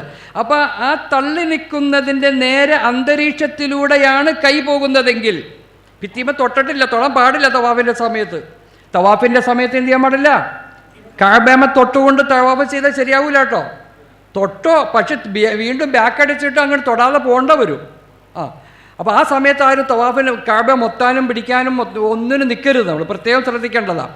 അപ്പോൾ ഈ പറഞ്ഞതുപോലെ കഅബയുടെ വെളിയിലായിരിക്കണം. അപ്പോൾ ചുരുക്കത്തിൽ കഅബയുമായി കുറച്ച് അകന്ന് നിന്നുകൊണ്ടാകണം എന്ത്? തവാഫ് ചെയ്യേണ്ടത്. അഞ്ചാമത്തെ കാര്യം 7 പ്രാവശ്യമാകണം എന്നർത്ഥം. ഒരു തവാഫാണ് ഈ പറയണത്. 7 തവാഫിനെ പറ്റിയല്ലേ പറയണേ. ഒരു തവാഫ് എന്നത് 7 ചുറ്റലാണ്. 7 ചുറ്റലാണ്. ഈ ചുറ്റുന്നത് മുഴുവനും ഇടത് ഭാഗം ഞാൻ ഈ പറഞ്ഞതുപോലെ എല്ലാ നിബന്ധനകളും പാലിച്ച് 7 പ്രാവശ്യം ആയി എന്ന് ഉറപ്പ് വരുത്തിയിരിക്കണം എന്നർത്ഥം. 7 പ്രാവശ്യം ആകണം. ആറാമത്തേത് ഹജറുൽ അസ്വദിൻ്റെ മൂലയിൽ നിന്നും ആരംഭിക്കണം. ഹജറുൽ അസ്വദിൻ്റെ മൂലയിൽ നിന്നും എന്ത് ചെയ്യണം? ആരംഭിക്കണം. ഇങ്ങനെ 6 നിബന്ധനകൾ പാലിച്ചുകൊണ്ടായിരിക്കണം തവാഫ് ചെയ്യേണ്ടത്. ഇല്ലെങ്കിൽ അവൻ്റെ അല്ലെങ്കിൽ അവളുടെ തവാഫ് സഹിയാവുകയില്ല. തവാഫ് സഹിയാകാതിരുന്നാൽ ശേഷം ചെയ്യാനുള്ള സഅയ് ശരിയാവുകയില്ല. സഅയും ശരിയായില്ല എങ്കിൽ പിന്നെ മുടി കളയാൻ പറ്റൂല, ഉംറയിൽ നിന്നും ഒഴിവാവൂല. ഉംറയിൽ നിന്നും ഒഴിവാകാത്ത കാലത്തോളം ഇഹ്റാം കൊണ്ട് ഹറാമായ കുറേ കാര്യങ്ങൾ ഇന്നലെ ഞാൻ നിങ്ങളെ പഠിപ്പിച്ച് തന്നിരുന്നു, അതൊന്നും പാടില്ലാതെ വരും എന്ന് വരെ, മരിക്കണത് വരെ. അല്ലാഹു അക്ബർ. സ്വർഗം വാങ്ങാൻ വേണ്ടി പോയവൻ എന്തു വാങ്ങി തിരിച്ചു വരേണ്ടി വരും? നമ്മൾ പറയണ്ട അവിടെ. അല്ലാഹു തആല നമ്മെല്ലാവരെയും കാത്തുരക്ഷിക്കുമാറാകട്ടെ. സ്ത്രീകളെ, സഹോദരിമാരെ, നിങ്ങളോട് പ്രത്യേകിച്ചൊരു കാര്യം പറയാനുള്ളത്, തവാഫിൻ്റെ വേളയിൽ നിർബന്ധമായി നിങ്ങൾ സോക്സ് ധരിച്ചിരിക്കണം. കാരണം പർദ്ദയുണ്ട് ശരി, എങ്കിൽ പോലും ചില ഘട്ടങ്ങളിൽ എന്ത് ചെയ്യും, കാലിൻ്റെ വെള്ളയോ കാലിൻ്റെ ഭാഗങ്ങളോ പുറത്ത് കാണാൻ കൂടുതൽ സാധ്യതകളുണ്ട്. ആയതുകൊണ്ട് പരമാവധി എന്ത് ചെയ്യണം, സോക്സ് ധരിച്ചുകൊണ്ടായിരിക്കണം എന്ത് ചെയ്യേണ്ടത്, തവാഫ് ചെയ്യേണ്ടത്. ഇപ്പം ഈ നിബന്ധനകളൊക്കെ നമ്മൾ മനസ്സിലാക്കിയല്ലോ. ഒന്ന്, ഒളു ഉണ്ടായിരിക്കുക. രണ്ടാമത്തേത് ഔറത്ത് മറക്കുക. മൂന്നാമത്തെ കഅബയെ ഇടത് ഭാഗത്ത് ആക്കുക. നാലാമത്തേത് കഅബയുടെ വെളിയിലാവുക. അഞ്ചാമത്തേത് 7 പ്രാവശ്യം ആവുക. ആറാമത്തേത് ഹജറുൽ അസ്വദ് മുതൽ തവാഫ് ആരംഭിക്കുക. എവിടെ അവസാനിപ്പിക്കും? ഹജറുൽ അസ്വദിൽ തന്നെ എന്ത് ചെയ്യും, അവസാനിപ്പിക്കും. ഹജറുൽ അസ്വദ് ഇരിക്കുന്ന മൂല എവിടെയാണ്? ഒന്നാമത്തെ മൂലയിൽ. ഹജറുൽ അസ്വദ് ഇരിക്കുന്ന ഒന്നാമത്തെ മൂലയിൽ.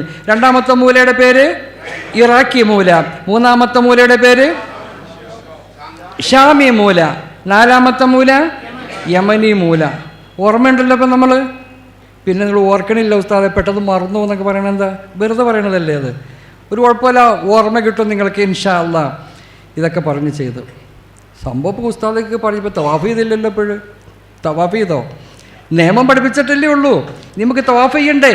തവാഫ് ചെയ്യാം. ചുരുക്കത്തിൽ ഈ ഒന്നാമത്തെ മൂലയിൽ നിന്നും ഇടതുഭാഗം കഅബയുടെ ഭാഗത്തേക്കാക്കി ചുറ്റിക്കറങ്ങി നേരെ അതേ രീതിയിൽ തന്നെ ഇവിടെ വരുമ്പോൾ ഒരു ചുറ്റൽ, വീണ്ടും വരുമ്പോൾ രണ്ടാമത്തെ ചുറ്റൽ, വീണ്ടും വരുമ്പോൾ മൂന്നാമത്തെ ചുറ്റൽ, ഇങ്ങനെ 7 ചുറ്റൽ പൂർത്തിയാകുമ്പോൾ ഒരു തവാഫ് എന്തായി? പൂർത്തിയായി.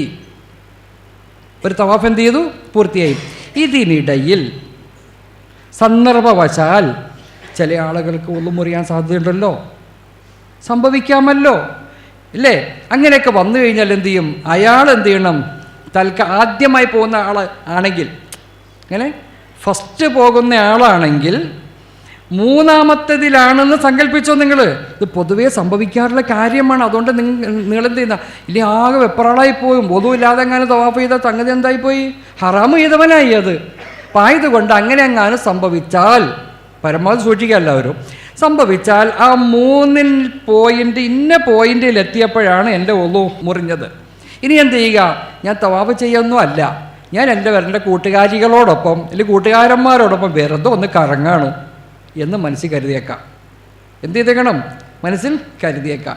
ഇവരുടെ ഈ ചുറ്റിലൊക്കെ 7 കഴിഞ്ഞ് കഴിയുമ്പോൾ ഇതിൽപ്പെട്ട ഒരാളെ അവർ മാറ്റി ഇരുത്തിയേക്കാം. എടാ മോനെ, ഞാൻ മൂന്നാമത്തെ ചുറ്റ് കഴിഞ്ഞപ്പോഴെൻ്റെ ഒളു പോയി, നീ ഇവിടെ ഇരിക്കണം കേട്ടോ, ഇല്ലെങ്കിൽ എനിക്ക് ഒറ്റയ്ക്ക് അറിയാൻ പാടില്ല, ഞാൻ പെട്ടെന്ന് പോയി ഒളു എടുത്തുകൊണ്ട് പുറത്ത് ഒളു എടുക്കുന്ന സ്ഥലമുണ്ട്, ഒളു എടുത്തുകൊണ്ട് ഞാൻ എന്ത് ചെയ്തേക്കാം, വേഗം വന്ന് ബാക്കിയുള്ളതും കൂടി പൂർത്തിയാക്കിയിട്ട് നമുക്ക് പിന്നെ പോകാട്ടോ എന്ന് പറയാം. മനസ്സിലായി പറഞ്ഞത്? ഇതൊരു ഹിക്മത്താണ്. ഇല്ലെങ്കിൽ എന്ത് വരും? അത് സാരമല്ല, ഒതുപോണിങ്ങോട് പോക്കോട്ടെ, കുഴപ്പമൊന്നുമില്ല, അവനോട് ചുറ്റില്ല, എൻ്റെ കൂട്ടുകാരന്മാരൊക്കെ മാറിപ്പോവും, ഒറ്റപ്പെട്ടു പോകും എന്ന് പറഞ്ഞാൽ എന്തായി? അമല് പത്തിലായി പോകില്ലേ? അപ്പം ആയതുകൊണ്ട് ഇങ്ങനെ ഒരു വിദ്യ പരമാവധി നമ്മൾ ശ്രദ്ധിച്ചുകൊണ്ട് ഒന്നു മുറിയാതിരിക്കാൻ ശ്രദ്ധിക്കുക. അങ്ങനെ സംഭവിച്ചാൽ നിങ്ങൾ എന്ത് ചെയ്യുക? ഈ ഒരു മാർഗത്തിൽ ബാക്കി പിന്നെ വീണ്ടും ആരംഭം മുതൽ ചെയ്യൊന്നും വേണ്ട. വീണ്ടും 7 ചുറ്റണ്ട. 3-ലോ 4-ലോ 5-ലോ ആണെന്നിരിക്കട്ടെ, 5 കഴിഞ്ഞാൽ ബാക്കി ഏത് പോയിന്റിലാണോ വച്ച് സംഭവിച്ചത് അത് മുതൽക്ക് ബാക്കി എന്ത് ചെയ്താൽ മതി? പൂർത്തിയാക്കിയാൽ മതിയാകുന്നതാണ്. അങ്ങനെ എന്ത് ചെയ്തു? തവാഫ് ചെയ്യുക. ഇനി നമുക്ക് എങ്ങനെ തവാഫ് ചെയ്യേണ്ടത് നമുക്ക് ആരംഭിക്കാം ഇൻഷാ അല്ലാ. അപ്പോൾ എന്ത് ചെയ്യും?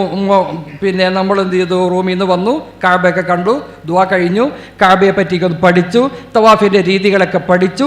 ഇനി ഇതേ നമുക്ക് തവാഫ് ചെയ്യാൻ വേണ്ടി പോവാണ്. എങ്ങനെ? അള്ളാഹുവിന് വേണ്ടി തവാഫ് ചെയ്യാൻ ഞാൻ കരുതി. ഇങ്ങനെ അള്ളാഹുവിന് വേണ്ടി ഫർളായ തവാഫിന് വേണ്ടി ഞാൻ കരുതി എന്ന് മനസ്സിൽ കരുതിക്കൊണ്ട് സുന്നത്താണത്, അത് സുന്നത്താണ്. അങ്ങനെ മനസ്സിൽ കരുതൽ. കാരണം ഈ തവാഫിൻ്റെ ഒരു ഭാഗമാണല്ലോ അത്. അല്ല, ഉംറയുടെ ഒരു ഭാഗമാണല്ലോ തവാഫ്. അപ്പോൾ പ്രത്യേകിച്ച് അതെന്ത് ചെയ്താലേ ശരിയാവൂ എന്നില്ല. പക്ഷെ കരുതൽ എന്താണ്? പ്രത്യേകം സുന്നത്തുണ്ട്. അപ്പോൾ അവൻ എന്ത് ചെയ്യണം? ഈ ഒന്നാമത്തെ മൂലയിലേക്ക് എത്തുന്നതിനു മുമ്പ്, ഒന്നാമത്തെ മൂലയുണ്ടല്ലോ ഹജറുൽ അസ്വദ്, അതിൻ്റെ മൂലയിലേക്ക് എത്തുന്നതിന് ഇച്ചിരി മുമ്പ് അവൻ പറയുക എന്ത്? അള്ളാഹുവിന് വേണ്ടി ഞാൻ തവാഫ് ചെയ്യാൻ കരുതിയിരിക്കുന്നു എന്ന് പറയുന്നതോടുകൂടെ ഇതുവരെ ചൊല്ലിയിരുന്ന തൽബിയത്ത് അതോടുകൂടെ സ്റ്റോപ്പ്. ഇനി തൽബിയത്ത് ചെല്ലണ്ട. ഇനി തൽബിയത്ത് അതോടുകൂടി സ്റ്റോപ്പായിപ്പോയി. ഇനി തൽബിയത്ത് നിങ്ങൾക്കില്ല. ഇനി നിങ്ങൾ തൽബിയത്ത് ചെല്ലണമെങ്കിൽ എന്ത് ചെയ്യണം? വീണ്ടും പുതിയൊരു ഉംറക്ക് പോകണം. പുതിയൊരു ഉംറക്ക് പോകുമ്പോൾ ഇനി എന്തുള്ളൂ? തൽബിയത്ത് ഉള്ളൂ, പിന്നെ തൽബിയത്തില്ല. ഇനി ഇവിടെ മുതൽക്ക് തൽബിയത്തില്ല. ഇത് അവൻ തവാഫ് എന്ത് ചെയ്യുന്നു? ആരംഭിക്കുന്നു. തവാഫ് ആരംഭിക്കുമ്പോൾ ഈ നിയ്യത്തോടു കൂടെ ഈ കഅബയുടെ ഒന്നാമത്തെ മൂലയിലുള്ള ഹജറുൽ അസ്വദിൻ്റെ നേരെ അവൻ കൈപൊക്കി പിടിച്ചുകൊണ്ട് വലത് കൈ ഇങ്ങനെ തിരിയരുതേ, പ്രത്യേകിച്ച് ശ്രദ്ധിക്കണം. ഇങ്ങനെ എന്താണ് ഇത് വരം ഇടതുപക്ഷം ഒട്ട് തിരിയാത്തെന്നല്ലേ, കൈ ഇങ്ങനെ പൊക്കി പിടിച്ചിട്ട് എന്ത് ചെയ്യുക? ബിസ്മില്ലാഹി അല്ലാഹു അക്ബർ, ബിസ്മില്ലാഹി അല്ലാഹു അക്ബർ, ബിസ്മില്ലാഹി അല്ലാഹു അക്ബർ പറയുക. കൈ നമ്മളെന്ത് ചെയ്യണം? കൈ കൊണ്ട് കൈ മൊത്തണമെന്നൊക്കെയാണ് പറയണത്. ഇപ്പോൾ മൊത്തമൊന്നും പറ്റൂല. മൊത്തിയാൽ തന്നെ ഇച്ചിരി ബാക്കിലേക്ക് മാറിയിട്ട് വേണം വീണ്ടും പോകാൻ. ഇപ്പോൾ മൊത്തം മറ്റുണ്ടാവില്ല, അവിടെ കൈ തൊടാനൊന്നും പറ്റുമൊന്നുമില്ല. അപ്പം അകലത്തിൽ നിന്ന് ആംഗ്യ ഭാഷയിലൂടെ ബിസ്മില്ലാഹി അല്ലാഹു അക്ബർ, ബിസ്മില്ലാഹി അല്ലാഹു അക്ബർ എന്ന് പറയുക എന്നർത്ഥം. 3 പ്രാവശ്യം നല്ലതാണ്. 3 പ്രാവശ്യം എന്ത് ചെയ്യുക? പറഞ്ഞിട്ട് ഇതാ അവൻ തവാഫ് ആരംഭിക്കുന്നു. ഈ തവാഫിൻ്റെ വേളകളിലെല്ലാം പ്രത്യേകമായ ദുആ ചെയ്യൽ സുന്നത്തുണ്ട്. എന്താണ് പ്രത്യേകമായ ദുആ? അറിയുമെങ്കിൽ എന്താണ്? ആദ്യത്തെ ഒന്നാമത്തെ മൂലയായ ഹജറുൽ അസ്വദിൻ്റെ മൂലയുടെ ഭാഗത്ത് ചെന്ന് ബിസ്മില്ലാഹി അല്ലാഹു അക്ബർ പറഞ്ഞുകൊണ്ട് അവൻ ചെയ്യുമ്പോൾ തവാഫിലേക്ക് അവൻ ആരംഭിക്കുമ്പോൾ അവൻ പറയണം, അല്ലാഹുമ്മ ഈമാനം ബിക വതസ്ദീഖൻ ബികിതാബിക വവഫാഅൻ ബിഅഹദിക വത്തിബാഅൻ ലിസുന്നതി നബിയിക മുഹമ്മദിൻ സല്ലല്ലാഹു അലൈഹി വസല്ലം. തൊട്ടപ്പുറത്ത് കഅബയുടെ കവാടമാണ്. കവാടത്തിന്റെ മുമ്പിലേക്ക് എത്തുമ്പോൾ അല്ലാഹുമ്മ ഇന്ന ഹാദൽ ബൈത ബൈതുക വൽ ഹറമ ഹറമുക വൽ അംന അംനുക വഹാദാ മഖാമുൽ ആയിദി ബിക മിനന്നാർ. അതാ രണ്ടാമത്തെ മൂലയിലേക്ക് അവൻ എത്തി. അല്ലാഹുമ്മ ഇന്നി അഊദു ബിക മിനശ്ശക്കി വശ്ശിർകി വന്നിഫാഖി വശിഖാഖി വസൂഇൽ അഖ്ലാഖി വസൂഇൽ മുൻഖലബി ഫിൽ മാലി വൽ അഹ്ലി വൽ വലദ്. തൊട്ടപ്പുറത്തെ ഹിജർ ഇസ്മായിലിന്റെ നേരെ, അതെ പാത്തിയുടെ നേരെ അല്ലാഹുമ്മ അളില്ലനി തഹത ളില്ലി അർശിക യൗമ ലാ ളില്ല ഇല്ലാ ളില്ലുക വസ്തിനി ബികഅസി മുഹമ്മദിൻ സല്ലല്ലാഹു അലൈഹി വസല്ലം മശ്റബൻ ഹനിഅൻ ലാ അദ്മഉ ബഅദഹു അബദാ. തൊട്ടപ്പുറത്ത് അടുത്ത മൂലയിലേക്ക് ചെല്ലുമ്പോൾ അവൻ പറയേണ്ടത്, ഉംറയാണല്ലോ ചെയ്യുന്നത്, അല്ലാഹുമ്മ ജഅൽഹാ ഉംറതൻ മഖ്ബൂലതൻ വസഇയൻ മഷ്കൂറൻ വദംബൻ മഗ്ഫൂറൻ വതിജാറതൻ ലൻ തബൂർ യാ അസീസ് യാ ഗഫാർ. അവസാനത്തെ മൂലയിലേക്ക് എത്തുമ്പോൾ റുക്നുൽ യമാനിന്റെയും ഒന്നാമത്തെ മൂലയിലേക്കും എത്തുന്നതിന് മുമ്പ് അല്ലാഹുമ്മ റബ്ബനാ ആതിനാ ഫിദ് ദുനിയാ ഹസന വഫിൽ ആഖിറതി ഹസനതൻ വഖിനാ അദാബൻ നാർ വഅദ്ഖിൽനൽ ജന്നത മഅൽ അബ്റാർ യാ അസീസ് യാ ഗഫാർ. മഹാനായ സയ്യിദിനാ റസൂലുള്ളാഹി സല്ലല്ലാഹു അലൈഹി വസല്ലം പറയുന്നു, 4ാമത്തെ മൂലയാകുന്ന റുക്നുൽ യമാനിന്റെയും 1ാമത്തെ മൂലയാകുന്ന ഹജറുൽ അസ്വദിന്റെയും ഇടയിൽ വെച്ച് റബ്ബനാ ആതിനാ ഫിദ് ദുനിയാ ഹസന വഫിൽ ആഖിറതി ഹസനതൻ വഖിനാ അദാബൻ നാർ എന്ന് ആരെങ്കിലും പറഞ്ഞാൽ 70,000 വരുന്ന മലായിക്കത്തുകളെ അല്ലാഹു അവിടെ ആമീൻ പറയാൻ സംവിധാനം ചെയ്തിട്ടുണ്ട് എന്ന് മുത്തു മുഹമ്മദ് മുസ്തഫ സല്ലല്ലാഹു അലൈഹി വസല്ലം. അൽഹംദുലില്ലാ. ഇപ്പോൾ 7 തവാഫ് ചെയ്യുക. ഇത്രയും വല്ല ദുആയൊക്കെ കേട്ടപ്പോൾ നമ്മുടെ സഹോദരിമാർക്ക് ആകെ വിഷമമായി, കൂടെ സഹോദരന്മാർക്കും. സുബ്ഹാനല്ലാഹ്, ഇത്രയൊക്കെ ദുആ ഉണ്ടെങ്കിൽ എനിക്കത് പഠിക്കാൻ പറ്റൂല ഉസ്താദേ, കാണാതെ പഠിക്കാൻ പറ്റൂല, അതൊക്കെ വലിയ ബുദ്ധിമുട്ടുള്ള വിഷയമാണ്, ഞാൻ എന്ത് ചെയ്യും, ഞാനെങ്ങാനും പോണില്ല ഉസ്താദേ എന്നുള്ള ആ ഒരു മനോഗതിയിലേക്ക് വരെ എത്തിയിട്ടുണ്ട് അല്ലേ. എൻ്റെ പ്രിയപ്പെട്ട ഉമ്മമാരെ, എൻ്റെ പ്രിയപ്പെട്ട സഹോദരന്മാരെ, ഭയപ്പെടേണ്ട. നിങ്ങൾക്ക് കാണാതെ അറിയുമെങ്കിൽ കാണാതെ, നോക്കി ചൊല്ലാൻ പറ്റുമെങ്കിൽ നോക്കിക്കൊണ്ട്, ഇല്ലെങ്കിൽ മറ്റുള്ളവർ പറഞ്ഞു തരുന്നത് കേട്ട് ചൊല്ലാൻ പറ്റുമെങ്കിൽ അങ്ങനെ, അതിനും പറ്റിയില്ലെങ്കിൽ മലയാളത്തിൽ പറയട്ടെ, അല്ലാ നിന്റെ ഒരു അടിമയാണ് റബ്ബേ, നിന്റെ ഹറമിന്റെ മുറ്റത്ത് നിന്റെ കഅബയുടെ ചുറ്റും ഇതാ ഞാൻ തവാഫ് ചെയ്യുന്നു അല്ലാ. എൻ്റെ തവാഫ് നീ സ്വീകരിക്കണേ അല്ലാ. എൻ്റെ പാപങ്ങൾ നീ പുറത്തു തരണേ അല്ലാ. എൻ്റെ മുൻകാല ജീവിതത്തിൽ എത്രയോ തെറ്റുകൾ, കുറ്റങ്ങൾ, വീഴ്ചകൾ, പോരായ്മകൾ വന്നുപോയി അല്ലാ. അത് മുഴുവനും നീ എനിക്ക് മാപ്പാക്കി തരണേ അല്ലാ. പറയാൻ പറ്റൂലേ? പറയാൻ പറ്റൂലേ? ഇല്ല, നിങ്ങൾക്ക് യാസീൻ ഓതാൻ അറിയാൻ പാടില്ലേ? യാസീൻ തുടങ്ങിക്കോ, ഒരറ്റ പോലെ യാസീൻ ഓദിക്കോ. അറിയില്ലേ? ഫാത്തിഹ ഓദിക്കോ, അതും അറിയില്ലേ? ബിസ്മില്ലാഹിർ റഹ്മാനിർ റഹീം പറഞ്ഞിരുന്നോ, അതും അറിയില്ലേ? സുബ്ഹാനല്ലാഹ് സുബ്ഹാനല്ലാഹ് സുബ്ഹാനല്ലാഹ് പറഞ്ഞോ, അൽഹംദുലില്ലാ പറഞ്ഞോ. നിങ്ങൾക്ക് അറിയുന്ന ദിക്റുകൾ ഒന്നും അറിയില്ല എന്നിരിക്കട്ടെ, മലയാളത്തിൽ പറയാ അല്ലാ എനിക്കിന്ന് മാപ്പാക്കണേ അല്ലാ, ഇതും അറിയില്ലേ നിങ്ങൾക്ക്? അതും പറയാൻ അറിയാൻ പാടില്ല, പിന്നെ പോവാതിരിക്കൽ തന്നെയാണ് നല്ലത്, അല്ലേ? അല്ലേ? അല്ല നല്ലത്. അതും അവനിക്ക് അറിയാൻ പാടില്ല, പിന്നെ പോവാതിരിക്കൽ തന്നെയല്ലോ. അള്ളാഹുവെ, അള്ളാഹു താല അമലുകൾ ചെയ്യാൻ തൗഫീഖ് നൽകുമാറാകട്ടെ. എൻ്റെ പ്രിയപ്പെട്ട പുരുഷന്മാരോട് പ്രത്യേകിച്ച് ഈ തവാഫിൻ്റെ വേളയിൽ ശ്രദ്ധിക്കേണ്ട നിങ്ങളോട് മാത്രം, സഹോദരിമാരോടല്ല, നിങ്ങൾ കേൾക്കാൻ വേണ്ട ഈ കാര്യം.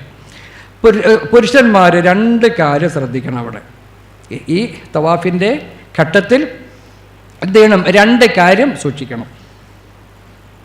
ഒന്നാമത്തെ കാര്യം, തവാഫിലേക്ക് ആരംഭിക്കുന്നതിന് മുമ്പ് നിങ്ങളുടെ തോളത്തിട്ടുണ്ടല്ലോ, തോളത്തെയും മേൽമുണ്ട്, അതിൻ്റെ എന്ത് ചെയ്യുന്നു, ഒരറ്റം ഇങ്ങനെ പൂന്നൂല് വേഷത്തിൽ ഇടണം.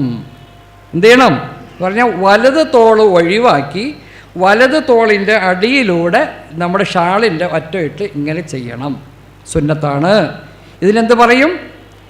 ഇൽത്തിബാ എന്ന് പറയും. പൂന്നൂൽ വേഷം ധരിക്കുക എന്നർത്ഥം. ഇങ്ങനെ സഹോദരിമാരല്ല, പുരുഷന്മാർ. 1. രണ്ടാമത്തേത്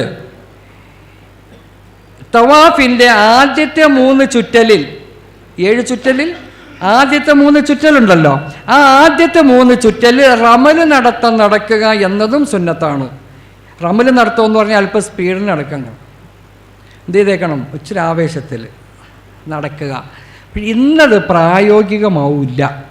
കാരണം ജനങ്ങൾ മുഴുവൻ ആളുകൾ തിങ്ങി പോകുമ്പോൾ നമ്മളിങ്ങനെ കിടന്ന് കാണിച്ചുകൊണ്ടിരുന്ന ആളുകൾക്ക് നമ്മളെ കൊണ്ട് ബുദ്ധിമുട്ടാവും. അവർക്കും ബുദ്ധിമുട്ടാണ്, അവരെ കൊണ്ട് നമ്മളും. അതായത് ഈ തവാഫിൻ്റെ വേള പ്രത്യേകം ശ്രദ്ധിക്കാനുള്ളത്, എന്നെക്കൊണ്ട് മറ്റൊരാൾക്ക് ബുദ്ധിമുട്ടുണ്ടാക്കലും മറ്റുള്ളവൻ്റെ ബുദ്ധിമുട്ട് ഞാൻ ഏൽക്കേണ്ടി വരിക, രണ്ടും ഹറാമാണ്. മനസ്സിലായോ? രണ്ടും എന്താണ്? ഹറാമാണ്. അപ്പോൾ എന്തിനാ അതിൻ്റെ ആവശ്യം? അപ്പോൾ സൗകര്യപ്പെടുമെങ്കിൽ എന്ത് ചെയ്യണം? റമല് നടക്കുക, ഇല്ലെങ്കിൽ ഒഴിവാക്കുന്നതിന് വിരോധമില്ല. പക്ഷെ പൂനൂൽ വേഷം എന്നുള്ളത് എന്ത് ചെയ്തേക്കണം? അത് ആർക്കും ബുദ്ധിമുട്ടില്ലല്ലോ, ആർക്കും ബുദ്ധിമുട്ടില്ല. ഈ രീതിയിൽ എന്ത് ചെയ്യണം? തവാഫിൻ്റെ സമയത്ത്, ആരംഭിക്കുന്ന സമയത്താണ് എന്ത് ചെയ്യേണ്ടത്?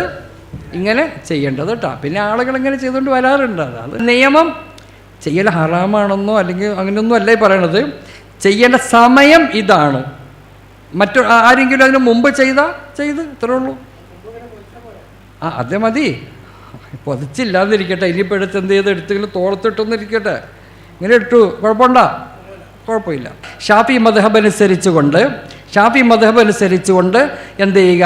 നാം വളു കൊടുത്തു കഴിഞ്ഞാൽ നാം കരുതി കൂട്ടി അങ്ങോട്ട് ചെന്ന് തൊടാതിരുന്നാൽ മതി. ആരെങ്കിലും ഇങ്ങോട്ട് വന്ന് തൊട്ടതിൻ്റെ പേരിൽ വളു മുറിയുകയില്ല എന്ന് തന്നെയാണ് എന്ത് ചെയ്യുന്നത്? മസ്അല അങ്ങനെയുണ്ട്. ആ അടിസ്ഥാനത്തിൽ നമ്മൾ ചെയ്യുക. 1. രണ്ടാമത്തേത്, സൂക്ഷ്മത പാലിച്ചുകൊണ്ട് മറ്റ് ചില പണ്ഡിതന്മാർ പറയുന്നത്, ഹനഫി മദ്ഹബിനെ ആശ്രയിച്ച് കഴിഞ്ഞാൽ പിന്നെ ഒതു കൊടുത്താലും മറ്റ് സ്ത്രീകൾ തൊട്ടാലും എന്താവില്ല, ഒതു മുറിയില്ല. അപ്പോൾ ആയതുകൊണ്ട് ഹനഫിയുടെ ഒതുവൊക്കെ അതിൻ്റെ പാലിക്കേണ്ട എല്ലാ നിയമങ്ങളും പാലിച്ചുകൊണ്ട് തല മുഴുവനും മറച്ച് ഞാൻ ഒതുവിൻ്റെ വിഷയത്തിൽ ഹനഫി മദ്ഹബിനെ ആശ്രയിച്ചിരിക്കുന്നു എന്ന നിയ്യത്തും ചെയ്ത് ഒതു എടുത്തു കഴിഞ്ഞാൽ പിന്നെ എന്തില്ല, അവൻ്റെ ആ കാര്യത്തിൽ അവൻ ആശങ്കിക്കേണ്ടതില്ല. ഇതെന്ത് ചെയ്യുക? ചുരുക്കത്തിൽ മനസ്സിലായില്ലേ? ചെറുതായിട്ട് അത് മനസ്സിലാക്കിയാൽ മതി ഇൻഷാ അല്ലാഹ്. അല്ലാഹുവേ അൽഹംദുലില്ലാ. ഇനി അപ്പം തവാഫ് ചെയ്ത് കഴിഞ്ഞില്ലേ? ഇപ്പോൾ രണ്ടാമത്തെ ഫർളാ ഇപ്പോൾ കഴിഞ്ഞത്. രണ്ടാമത്തെ ഫർള് കഴിഞ്ഞില്ലേ? രണ്ടാമത്തെ ഫർള് കഴിഞ്ഞാൽ ഇനി തവാഫുമായി ബന്ധപ്പെട്ട സംശയങ്ങൾ വല്ലതും ഉണ്ടോ? ഇനി അടുത്ത ഹജ്ജുമായി ഞാൻ സംസാരിക്കുന്ന സമയത്ത് ഇതൊന്നും പറയില്ല കേട്ടോ. ഇഹ്റാമിനെ പറ്റി ഞാൻ പറയില്ല, ഇഹ്റാം ചെയ്യണമെന്നേ പറയുള്ളൂ. ഇത്രയും നേരം ഇതൊക്കെ എന്ത് ചെയ്ത് വിശദീകരിച്ചു. ഇനി തവാഫിൻ്റെ സമയം ഇനിയുണ്ട്, ഹജ്ജിന് തവാഫൊക്കെ ഉണ്ട്. ആ സമയത്ത് നിങ്ങൾ തവാഫ് ചെയ്യണം, എങ്ങനെ? ഇന്നലെ ചെയ്തതുപോലെ എന്ന് പറയുള്ളൂ. അതോടെ ഞാനെന്ത് ചെയ്യും, വിഷയം അവസാനിപ്പിക്കും. സഹീൻ്റെ കാര്യം ഇത് പറയാൻ പോവാണ്. സഹി പറയുമ്പോൾ ഇന്നലെ സഹി ചെയ്തതുപോലെ ഇങ്ങനെയൊക്കെ പറയുള്ളൂ. അപ്പം ആയതുകൊണ്ട് ഓരോന്നും പറയുമ്പോൾ അതനുസരിച്ച് നിങ്ങൾ എന്ത് ചെയ്യുക, മനസ്സിലാക്കിയിരിക്കുക. അടുത്തത്, തവാഫ് ചെയ്ത് കഴിഞ്ഞാൽ ഇനി പ്രത്യേകമായി ചെയ്യേണ്ട ഒരു സുന്നത്തുണ്ട്. പ്രത്യേകമായി ചെയ്യേണ്ട ചില സുന്നത്തുകളുണ്ട്. അതിൽപ്പെട്ട മുഖ്യമായൊരു സുന്നത്ത് തവാഫിന് ശേഷമുള്ള സുന്നത്ത് നമസ്കരിക്കുക എന്നുള്ളതാണ്. തവാഫിന് ശേഷമുള്ള സുന്നത്ത് നിസ്കാരം. അപ്പം തവാഫിന് ശേഷമുള്ള സുന്നത്ത് നമസ്കാരം 2 റക്അത്ത് അള്ളാഹുവിന് വേണ്ടി ഞാൻ നിസ്കരിക്കുന്നു എന്ന് നിയ്യത്ത് ചെയ്തുകൊണ്ട് നിസ്കരിക്കുക. സത്യത്തിൽ ആ സുന്നത്ത് നിസ്കാരം ഞാൻ മുമ്പ് പറഞ്ഞതുപോലെ മഖാം ഇബ്രാഹിമിൻ്റെ ബാക്കിൽ നിന്നുകൊണ്ട് ഇങ്ങോട്ട് തിരിഞ്ഞാണ് നിസ്കരിക്കേണ്ടത്. അതാണ് ഏറ്റവും നല്ലത്. പക്ഷെ അവിടെയൊന്നും അതിന് അവസരം കിട്ടണമെന്നില്ല. കിട്ടുമെങ്കിൽ അങ്ങനെ ചെയ്ത് നിസ്കരിച്ചു, ഇല്ലെങ്കിൽ മസ്ജിദുൽ ഹറാമിൻ്റെ ഉള്ളിൽ എവിടെ നിന്ന് 2 റക്അത്ത് നിസ്കരിച്ചാലും എന്തായി, നിസ്കാരം ശരിയായി. പലരും അവിടെ നിന്ന് ഗുസ്തി പിടിക്കും, അതിൻ്റെ ചോട്ടി തന്നെ ആളുകൾ ഇങ്ങനെ ആയിരക്കണക്കിന് ആളുകൾ തവാഫ് ചെയ്ത് പോകുമ്പോഴേ അതിൻ്റെ മുമ്പിൽ നിന്ന് സുജൂദ് ചെയ്തിട്ട് ആൾ ചവിട്ടിക്കൂട്ടുന്ന അവസ്ഥ വരുന്നുണ്ട്. പോയവർക്കറിയാം. ചെയ്യാൻ പാടില്ല, അത് പാടില്ല. മാറി നിൽക്കണം. അതിന് നേരെ ബാക്കിൽ നിൽക്കാൻ പറ്റിയില്ലെങ്കിൽ വേറെ എവിടെയെങ്കിലും മാറി എവിടെയെങ്കിലും നിന്ന് നിങ്ങൾക്ക് ചെയ്യാം. ഈ മത്താഫിൻ്റെ ഉള്ളിൽ അല്ലെങ്കിൽ മസ്ജിദുൽ ഹറാമിൻ്റെ ഉള്ളിൽ നിന്ന് എവിടെ നിന്ന് നിസ്കരിച്ചാലും എന്തായി, ആ കൂലി നിങ്ങൾക്ക് കിട്ടും. ആ 2 റക്അത്ത് സുന്നത്ത് നിസ്കരിക്കുമ്പോൾ ആദ്യത്തെ റക്അത്തിൽ ഫാത്തിഹയ്ക്ക് ശേഷം ഖുൽ യാ അയ്യുഹൽ കാഫിറൂനയും, രണ്ടാമത്തെ റക്അത്തിൽ ഫാത്തിഹയ്ക്ക് ശേഷം ഖുൽ ഹുവല്ലാഹു അഹദും ഓതി അവിടെ ഇരുന്ന് കരഞ്ഞുകൊണ്ട് ദുആ ചെയ്യുക. കഅബയിലേക്ക് ഇങ്ങനെ നോക്കുക. ഇവിടെ ചില ആളുകൾക്ക് സംശയമുണ്ട്, ഉസ്താദ് കഅബയുടെ മുമ്പിൽ നിന്ന് നിസ്കരിക്കുമ്പോൾ അല്ലാഹു അക്ബർ പറഞ്ഞ് നിസ്കരിക്കുക, എങ്ങോട്ടാണ് നോക്കേണ്ടത് എന്ന്? സുജൂദിൻ്റെ സ്ഥാനത്തേക്കാണോ കഅബയിലേക്കാണോ നോക്കേണ്ടത്? എങ്ങോട്ട് നോക്കേണ്ടത്? സുജൂദിൻ്റെ സ്ഥാനത്തേക്കാണ് നോക്കേണ്ടത്, കഅബയിലേക്കല്ല കേട്ടോ. അപ്പോൾ കഅബയുടെ മുമ്പിലാണോ നോക്കണം? അങ്ങനെ നോക്കേണ്ടത് വേണ്ട, കഅബയിലേക്കല്ല നോക്കേണ്ടത്, അവൻ്റെ സുജൂദിൻ്റെ സ്ഥലത്തേക്കാണ് എന്ത് ചെയ്യേണ്ടവൻ നോക്കേണ്ടത് എന്ന് മനസ്സിലാക്കുക. അതോടൊപ്പം അവിടെ ഇരുന്ന് ആത്മാർത്ഥമായി ദുആ ചെയ്യുക. പടച്ചോനെ എന്തൊക്കെ ദുആ ചെയ്യണമെന്ന് ഞാൻ പ്രത്യേകിച്ച് നിങ്ങളോട് പറയേണ്ട കാര്യമില്ലല്ലോ, അല്ലേ? നമുക്ക് എന്തെല്ലാം കാര്യങ്ങൾ ചോദിക്കാനുണ്ട് പടച്ചോനോട്. കിട്ടിയ അവസരമാണല്ലോ. അള്ളാഹു നമ്മെ അവൻ്റെ അതിഥിയായി സൽക്കരിച്ച് പുണ്യഭൂമിയിൽ കൊണ്ടുപോയി അവൻ്റെ കഅബയുടെ, അവൻ്റെ വീടിൻ്റെ കഅബത്തുള്ള അതിൻ്റെ മുമ്പിൽ കൊണ്ടുവന്ന് ഇരുത്തി തന്ന്, ഇനി നീ ചോദിച്ച് മേടിച്ചോ. നിങ്ങൾ എന്ത് ചോദിച്ചാലും ആ കഅബയിലേക്ക് നിങ്ങൾ നോക്കിക്കൊണ്ട് നിങ്ങൾ എന്ത് ചോദിച്ചാലും അതിനൊക്കെ ഇജാബത്തുണ്ട്. കരഞ്ഞ് കണ്ണുനീരൊലിപ്പിച്ചുകൊണ്ട് ചോദിക്കട്ടെ, തീർച്ചയായും അതിനൊക്കെ എന്ത് ചെയ്യുന്നു, മറുപടി കിട്ടുക തന്നെ ചെയ്യും. ഇന്ന് വരെ അനുഭവങ്ങൾ അതാണ് പഠിപ്പിച്ചിട്ടുള്ളത്. ആയതുകൊണ്ട് നമ്മളാൽ കഴിയുന്ന നിലയിൽ, ആത്മാർത്ഥമായ നിലയിൽ അവിടെ ഇരുന്നു കൊണ്ട് നമ്മൾ എന്ത് ചെയ്യുക, പ്രത്യേകിച്ച് ദുആ ചെയ്യുക. സുന്നത്ത് നിസ്കരിച്ച് കഴിഞ്ഞു. ഇനിയുള്ളത് തവാഫ് കഴിഞ്ഞല്ലോ നമ്മുടെ, ഇല്ലേ? സഅയിലേക്ക് പോകുന്നതിന് മുമ്പ് ഒരു ജോലി കൂടി അത്യാവശ്യം ചെയ്യാനുണ്ട്. സംസം വെള്ളം കുടിക്കുക എന്ന് പറയുന്ന ഒരു ജോലി. എന്തുവേണേ? സംസം വെള്ളം കുടിക്കുക. അപ്പോൾ നമ്മുടെ തവാഫിന് ശേഷമുള്ള സുന്നത്ത് നിസ്കരിച്ചില്ലേ ഇപ്പം എല്ലാവരും? സുന്നത്ത് നിസ്കരിക്കുമ്പോൾ ഒതു വേണമെന്ന് പ്രത്യേകിച്ച് പറയാനൊന്നുമില്ലല്ലോ, അല്ലേ? അപ്പോൾ നോക്കേണ്ട എല്ലാവരും മറ്റേ നിസ്കരിച്ച് കഴിഞ്ഞ് ഇനി എന്ത് ചെയ്യുക, സംസം വെള്ളം തൊട്ടടുത്ത് എന്തുണ്ട്, സംസം വെള്ളമുണ്ട്. മാഉ സംസം ലിമാ ശുരിബ ലഹു ഔ കമാ ഖാല റസൂലുള്ളാഹി. സംസം വെള്ളം എന്ത് ലക്ഷ്യം വച്ചിട്ടാണോ അവൻ കുടിച്ചത് ആ ലക്ഷ്യപൂർത്തീകരണം സാധ്യമാകുമെന്ന് മുത്ത് മുഹമ്മദ് മുസ്തഫ സല്ലല്ലാഹു അലൈഹി വസല്ലം നമ്മോട് പറയുകയാണ് എന്നാണ്. കുടിക്കുക. എങ്ങനെ കുടിക്കുക? പിന്നെയും കുടിക്കുക. വയറ് നിറയെ കുടിക്കണമെന്ന്. യതല്ലഊന, ശരിക്കും വയറ് നിറയെ വെള്ളം കുടിക്കുക. വയറ് നിറയെ വെള്ളം കുടിക്കാത്തവൻ മുനാഫിക്കാണ് എന്ന് സയ്യിദുനാ റസൂലുള്ളാഹി സംസം വെള്ളം. ഇവിടെയൊക്കെ നമ്മുടെ ഹാജിമാർ പോയി വരുമ്പോൾ ഒരു കുപ്പി ഒരു ചെറിയ ഗ്ലാസ്സിലൊക്കെയല്ലേ ഉള്ളത് തരുള്ളൂ. അവിടെ യഥേഷ്ടം കുടിക്കാൻ പറ്റുന്ന സംവിധാനങ്ങളുണ്ട്. പിന്നെ പ്രത്യേകം ഒരു കാര്യം ശ്രദ്ധിക്കാനുള്ളത്, കൂളിംഗ് വാട്ടർ പരമാവധി ഒഴിവാക്കലാണ് നല്ലത്. നല്ല കൂളിംഗുള്ള ഐസ് ഇട്ടിട്ട് ഉള്ള ക്യാൻ വച്ചിട്ടുണ്ടാകും. ഐസ് ഇടാത്ത വയറു പുത്തപരി തണുപ്പുള്ളതും തണുപ്പില്ലാത്തതുണ്ട്.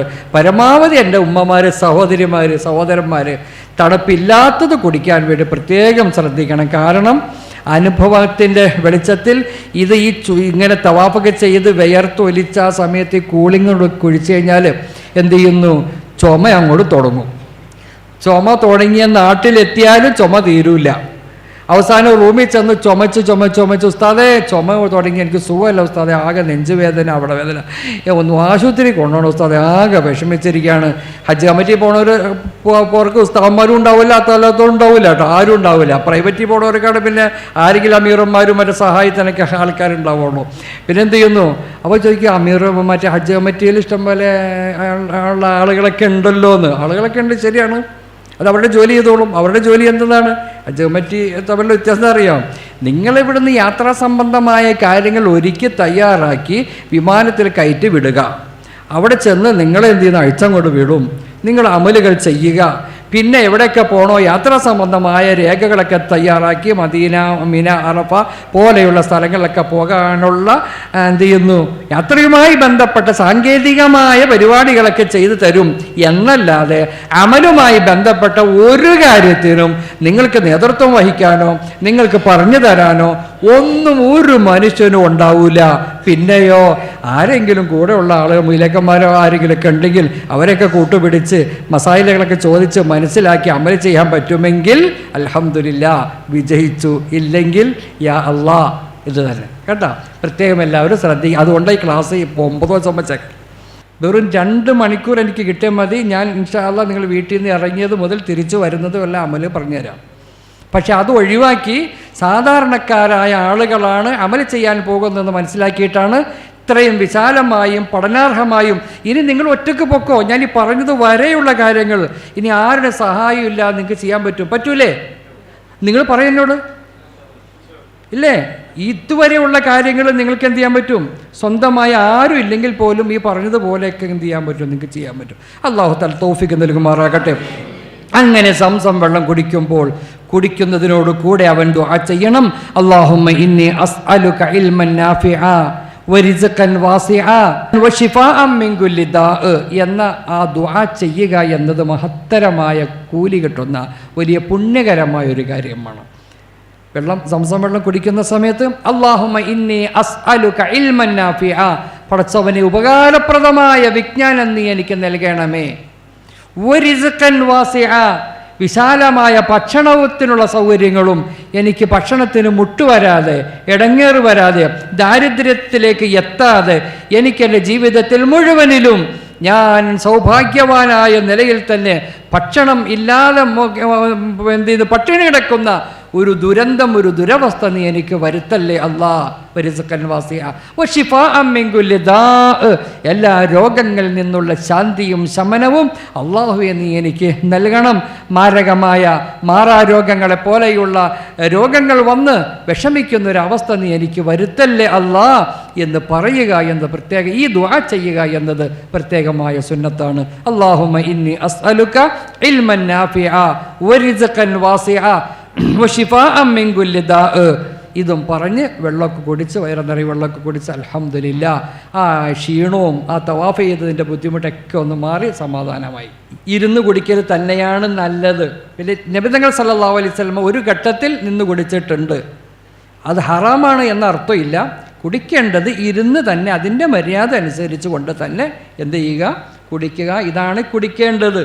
നിന്ന് കുടിച്ചു എന്നത് പരമാവധി ഒഴിവാക്കുക. ഇനി നിന്ന് കുടിച്ചാൽ ജവാസിൻ്റെ മേൽ നാം ഹംല ചെയ്യുക എന്ന് പറഞ്ഞാൽ ജായിസാണ് എന്ന് പറയുക, ഹറാമാണ് എന്ന് പറയേണ്ട എന്ന അർത്ഥമുള്ളൂ. അതിൻ്റെ 2 ഫർള് കഴിഞ്ഞു. ഇനി 3-ാമത്തെ ഫർള് നമുക്ക് ചെയ്യാം.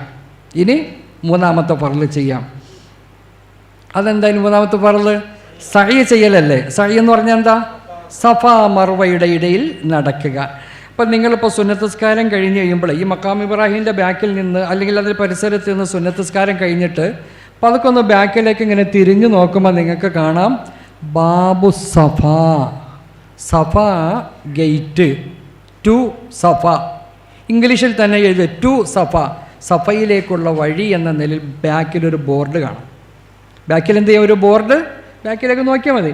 അപ്പോൾ ആ ബോർഡിൻ്റെ അടിയിലൂടെ നിങ്ങൾ എന്ത് ചെയ്യുക, പതുക്കെ അവിടെ ചെന്ന് റൈറ്റിലേക്ക്, ഫസ്റ്റ് റൈറ്റ് അവിടെ കടന്നാൽ സെക്കൻഡ് ഫ്ലോറിലേക്ക് കയറും. നേരെ കുറച്ചുകൂടി മുന്നോട്ട് പോയിട്ടാണ് റൈറ്റിലേക്ക് പോകുന്നത്, അണ്ടർഗ്രൗണ്ടിലേക്കായി പോകും. പിന്നെ തിരിച്ച് കയറി വരാണെങ്കിൽ ഇച്ചിരി പണിയാണ്, അറിയുന്നവർക്ക് പ്രശ്നമൊന്നുമില്ല. പിന്നെ ചിലപ്പോൾ 3-ാമത്തേലേക്ക് പോകും, ചിലപ്പോൾ 4-ാമത്തേലേക്ക് പോകും, ഇങ്ങനെയൊക്കെ എന്തിന്ന് പോകും. പരമാവധി ഇതൊന്നും നിങ്ങൾ ശ്രദ്ധിച്ചോ. അവിടെ കയറി ചെന്ന് ഫസ്റ്റ് റൈറ്റിലേക്ക് അവിടെ കട്ട് ചെന്നാൽ ഇങ്ങനെ ഒരു കയറ്റം പോലെയുണ്ട്.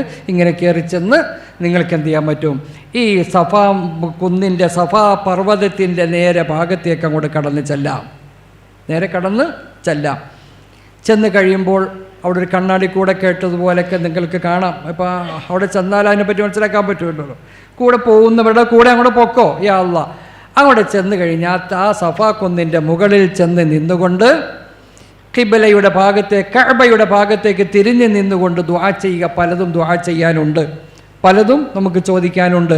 സഅയിന് മുമ്പ് ചോദ്യമൊക്കെ കഴിഞ്ഞിട്ട് അവിടെ നിന്നിട്ട് ബിസ്മില്ലാഹി അല്ലാഹു അക്ബർ, ബിസ്മില്ലാഹി അല്ലാഹു അക്ബർ, വീണ്ടും ബിസ്മില്ലാഹി അല്ലാഹു അക്ബർ എന്ന് കഅബയുടെ നേരെ എങ്ങോട്ട് തിരിഞ്ഞെന്ന്, സഫൈ കുന്നിൻ്റെ മുകളിൽ, കുന്നെന്ന് പറയുമ്പോൾ വലിയ മലയും ചരിവൊന്നുമല്ല, ഇപ്പം മാർബിളിട്ട് നല്ല സംവിധാനം ചെയ്തിട്ടുള്ള AC സംവിധാനിച്ച ഒരു സംവിധാനമാണ് അവിടെ നിന്നിട്ട് കിബലയുടെ ഭാഗത്തേക്ക് ഒന്ന് കഅബയിലേക്ക് തിരിഞ്ഞ് ബിസ്മില്ലാഹി അല്ലാഹു അക്ബർ, ബിസ്മില്ലാഹി അല്ലാഹു അക്ബർ, ബിസ്മില്ലാഹി അല്ലാഹു അക്ബർ പറഞ്ഞിട്ട് എന്ത് ചെയ്യണം, അവൻ സഅയ് ആരംഭിക്കുക. സഫയിൽ നിന്നും മർവയിലേക്ക് പോവുക. ആദ്യം എന്ത് ചെയ്യണം, സഫയിൽ നിന്നും മർവ എന്ന് പറഞ്ഞാൽ ഇങ്ങനെ നോക്കിയാൽ കാണാം അങ്ങേ അറ്റത്ത് ഒരു കുന്ന്. ഇങ്ങനെ എന്ത് ചെയ്യുന്നു, ഇങ്ങനെ പോയി ആ കുന്നിൻ്റെ മുകളിലേക്ക്, സഫയിൽ നിന്നും മർവയിലേക്ക് ഇങ്ങനെ 7 പ്രാവശ്യം നടക്കുക. ഇങ്ങനെ 7 പ്രാവശ്യം എന്ത് ചെയ്യണം, നടക്കുക, സഅയ് ചെയ്യുക എന്നർത്ഥം.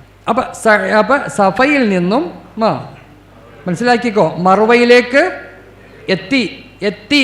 അപ്പം 1, മർവയിൽ നിന്നും സഫയിലേക്ക് എത്തി 2, സഫയിൽ നിന്നും മർവയിലേക്ക് എത്തി 3, മർവയിൽ നിന്ന് സഫയിലേക്ക് എത്തി 4, സഫയിൽ നിന്നും വീണ്ടും മർവയിലേക്ക് അല്ലേ 5, മർവയിൽ നിന്ന് വീണ്ടും സഫയിലേക്ക് എത്തി 6, സഫയിൽ നിന്നും വീണ്ടും മർവയിലേക്ക് എത്തി 7.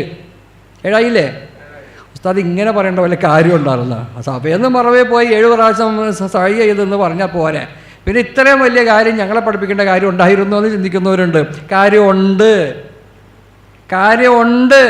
എന്താ കാര്യം? പലരും സഫയിൽ നിന്നും മർവയിൽ പോയി സഫയിലേക്ക് എത്തുമ്പോഴാണ് 1 എന്ന് കണക്ക് കൂട്ടുന്ന പലരുമുണ്ട്. അവൻ നടന്ന് അവൻ്റെ ഊപ്പാട് വരുമെന്ന് പറയാറില്ലേ, അവൻ ഗതികേടാണ് അവൻ്റെ സുബ്ഹാനല്ലാഹ്. സഫാ മർവയുടെ ഇടയിൽ 375 മീറ്റർ ദൂരമുണ്ട്. സഫാ മർവയുടെ ഇടയിൽ 375 മീറ്റർ ദൂരമുണ്ട്. അപ്പോൾ സഫയിൽ നിന്നും മർവയിലേക്ക് 1, മർവയിൽ നിന്നും സഫയിലേക്ക് 2, അവസാനം എവിടെ തീരും? 7ാമത്തെ എവിടെ തീരും? മർവയിൽ തീരും. ഇങ്ങനെ 7 പ്രാവശ്യം എന്ത് ചെയ്യുക? നടക്കുക. ഇതാണ് 3ാമത്തെ ഫർള്. എന്തിൻ്റെ? ഉംറയുടെ. ഇനി ഹജ്ജിൻ്റെ ഫർളാണെങ്കിലോ, ഹജ്ജിൻ്റെ ഫർള് ഇനിയിപ്പോൾ ഹജ്ജിൻ്റെ ഫർള് പറയുമല്ലോ ഞാൻ. അപ്പം ഞാൻ ഇതൊക്കെ പറയണോ, വിശദീകരിക്കണോ? വേണ്ട. അപ്പോൾ ഹജ്ജിൻ്റെ ഫർളായി. ഇപ്പോൾ ഉംറയാണ് ചെയ്യുന്നത്, ഉംറയുടെ ഫർള്. ഇവിടെ ശ്രദ്ധിക്കാനുള്ളത്, ഇവിടെയും ഞാൻ ആദ്യം പറഞ്ഞതുപോലെ പുരുഷന്മാർ സഅയ് ചെയ്യുന്ന സമയത്ത് അവൻ എന്ത് ചെയ്യണം? ഇൽത്തിബാഅ് ചെയ്യണം. പുരുഷന്മാരെന്ത് ചെയ്യണം? ഇൽത്തിബാഅ് ചെയ്യണം. അതോടൊപ്പം തന്നെ 7 ചുറ്റലിലും എന്ന് പറഞ്ഞാൽ 7 നടത്തത്തിലും അവൻ റമൽ നടത്തവും നടക്കണം. റമൽ നടത്തം എങ്ങനെയാണ്? എവിടെ? ഫുള്ളല്ല, ബൈനൽ മീലൈനിൽ അഖ്ളറൈൻ. ആ പോകുന്ന വഴി 2 സ്ഥലത്ത് പച്ച ട്യൂബുകൾ കാണാം. ഇവിടെ ഒരു പച്ച ട്യൂബ്, അവിടെ ഒരു പച്ച ട്യൂബ്. ആ 2 പച്ച ട്യൂബിൻ്റെ ഇടയിൽ അങ്ങോട്ട് പോകുമ്പോഴും ഓടണം, തിരിച്ചത് മർവയിൽ ചെന്നിട്ട് തിരിച്ച് സഫയിലേക്ക് വരുമ്പോഴും അവിടെ പച്ച ട്യൂബ്, ഇവിടെ ഒരു പച്ച ട്യൂബ്, ഇവിടെയും വരണം. ഇങ്ങനെ 7ലും ഈ നിലയിലുള്ള ഇൽത്തിബാഉം 7ലും എന്ത് ചെയ്യണം? റമൽ നടത്തവും നടക്കണം. തവാഫിലോ റമൽ നടത്തം 3 എണ്ണത്തിലല്ലേ ഉള്ളൂ? അതെ. സഅയിലോ 7-ലും. അപ്പം 7-ലും ഇൽത്തിബാഉം വേണം. ഇത് സുന്നത്താണ്. ഇതെന്താണ്? സുന്നത്താണ് നടത്തം. അപ്പം ഈ നടത്തത്തിൻ്റെ ഇടയിൽ നാം വേറെ ശ്രദ്ധയാകരുത്, വേറെ ചിന്തയാകരുത്. എന്ന് പറഞ്ഞാൽ വേറെ കാര്യത്തെപ്പറ്റി ഞാൻ വേറൊരു കാര്യത്തിൽ വെള്ളം കുടിക്കാൻ പോകണം. ഉദാഹരണം, ഞാനിങ്ങനെ നടന്നു പോണതിൻ്റെ ഇടയ്ക്ക് എന്ത് ചെയ്തു, എനിക്ക് വെള്ളം കുടിക്കണം തോന്നി. ഞാൻ എന്ത് ചെയ്തു, നടന്നു പോകുന്നതിനിടയ്ക്ക് ക്ഷീണം വന്നു, വെള്ളം കുടിക്കാൻ വേണ്ടി അവിടെ പൈപ്പ് ഇരിപ്പുണ്ട്. ഞാൻ നേരെ അവിടെ ചെന്നിട്ട് എന്ത് ചെയ്തു, ഒരു വേണം. അപ്പം അത്രയും കാൽ ചുവടുകൾ എന്തായിപ്പോയി? പാഴായിപ്പോയി. നീ എവിടെ നിന്നാണോ ലക്ഷ്യം വെച്ചത് അവിടെ പോയിന്റ് മനസ്സിലാക്കുക. വെള്ളം കുടിച്ചോ, പോയിട്ട് പോരെ. ഇവിടെ നിന്ന് വീണ്ടും എന്ത് ചെയ്യുക? ആരംഭിക്കുക. ഇങ്ങനെ ഈ നിലയിൽ എന്ത് ചെയ്യണം? 7 പ്രാവശ്യം പ്രത്യേകം ശ്രദ്ധിക്കേണ്ടത്. മഹദിയായ ബീവി ഹാജറ റളിയല്ലാഹു തആല അൻഹ ഇസ്മായിൽ എന്ന് പറയുന്ന കുട്ടിക്ക് വേണ്ടി വെള്ളത്തിന് വേണ്ടി ഓടി നടന്ന സഫാ മർവ കുന്നിൻ്റെ മുകളിൽ ഓടി നടന്ന ചരിത്ര സംഭവമൊക്കെ ഉസ്താദ്മാർ പഠിച്ചിട്ടുണ്ടല്ലോ. ചരിത്രമൊക്കെ പറഞ്ഞ് സമയം കളയാൻ ഞാൻ ആഗ്രഹിക്കുന്നില്ല. സമയം കളയലല്ല, നമുക്ക് സമയം ഇല്ലാത്തത് കൊണ്ട് പറയുന്നില്ല എന്നാണ്. മഹദിയായ ബീവി ഹാജറ റളിയല്ലാഹു തആല അൻഹയുടെ ആ വെള്ളത്തിന് വേണ്ടിയുള്ള ഓടൽ ഒരു യാദൃച്ഛികമായിരുന്നു. എങ്ങനെ? ഹാജറ ബീവിയുടെ ആ ഓടൽ കരുതിക്കൂട്ടി സവാമറുടെ മുകളിൽ ഓർമ്മ വിചാരിച്ച് ഓടിയതാണോ? ഇല്ല, വെള്ളത്തിനു വേണ്ടി യാദൃച്ഛികമായി ഓടിയതാണ്. പക്ഷേ ആ ചലനം അള്ളാഹു നമുക്ക് ബോധപൂർവമായി ചെയ്യണമെന്ന് കൽപ്പിക്കുകയുണ്ടായി. അവിടെ വിഷയം നമ്മളോട് എന്ത് ചെയ്തു? ബോധപൂർവം തന്നെ നീ ചെയ്യുക എന്ന കൽപ്പന എന്തുണ്ടായി? ഇവിടെ പുരുഷന്മാർ ഓടിയാൽ മതി കേട്ടോ. അപ്പോൾ സ്ത്രീകൾ ഓടാൻ നിൽക്കണ്ട. സ്ത്രീകൾ സാധാരണ നടക്കും പോലെ തന്നെ എന്ത് ചെയ്താൽ മതി? നടന്നു പോയാൽ മതി. അവിടെ ചൊല്ലേണ്ട ദിക്റുകളും ദുആകളും ഒക്കെ ഉണ്ട്. അതൊക്കെ നിങ്ങളുടെ പുസ്തകത്തിലൊക്കെ ഉണ്ട്. ആ ഓടുന്ന സമയത്ത് എന്നൊക്കെ പറഞ്ഞിട്ട് ആവേശത്തോടു കൂടെയുള്ള ആ ദിക്റൊക്കെ പറഞ്ഞിട്ട് എന്ത് ചെയ്യണം?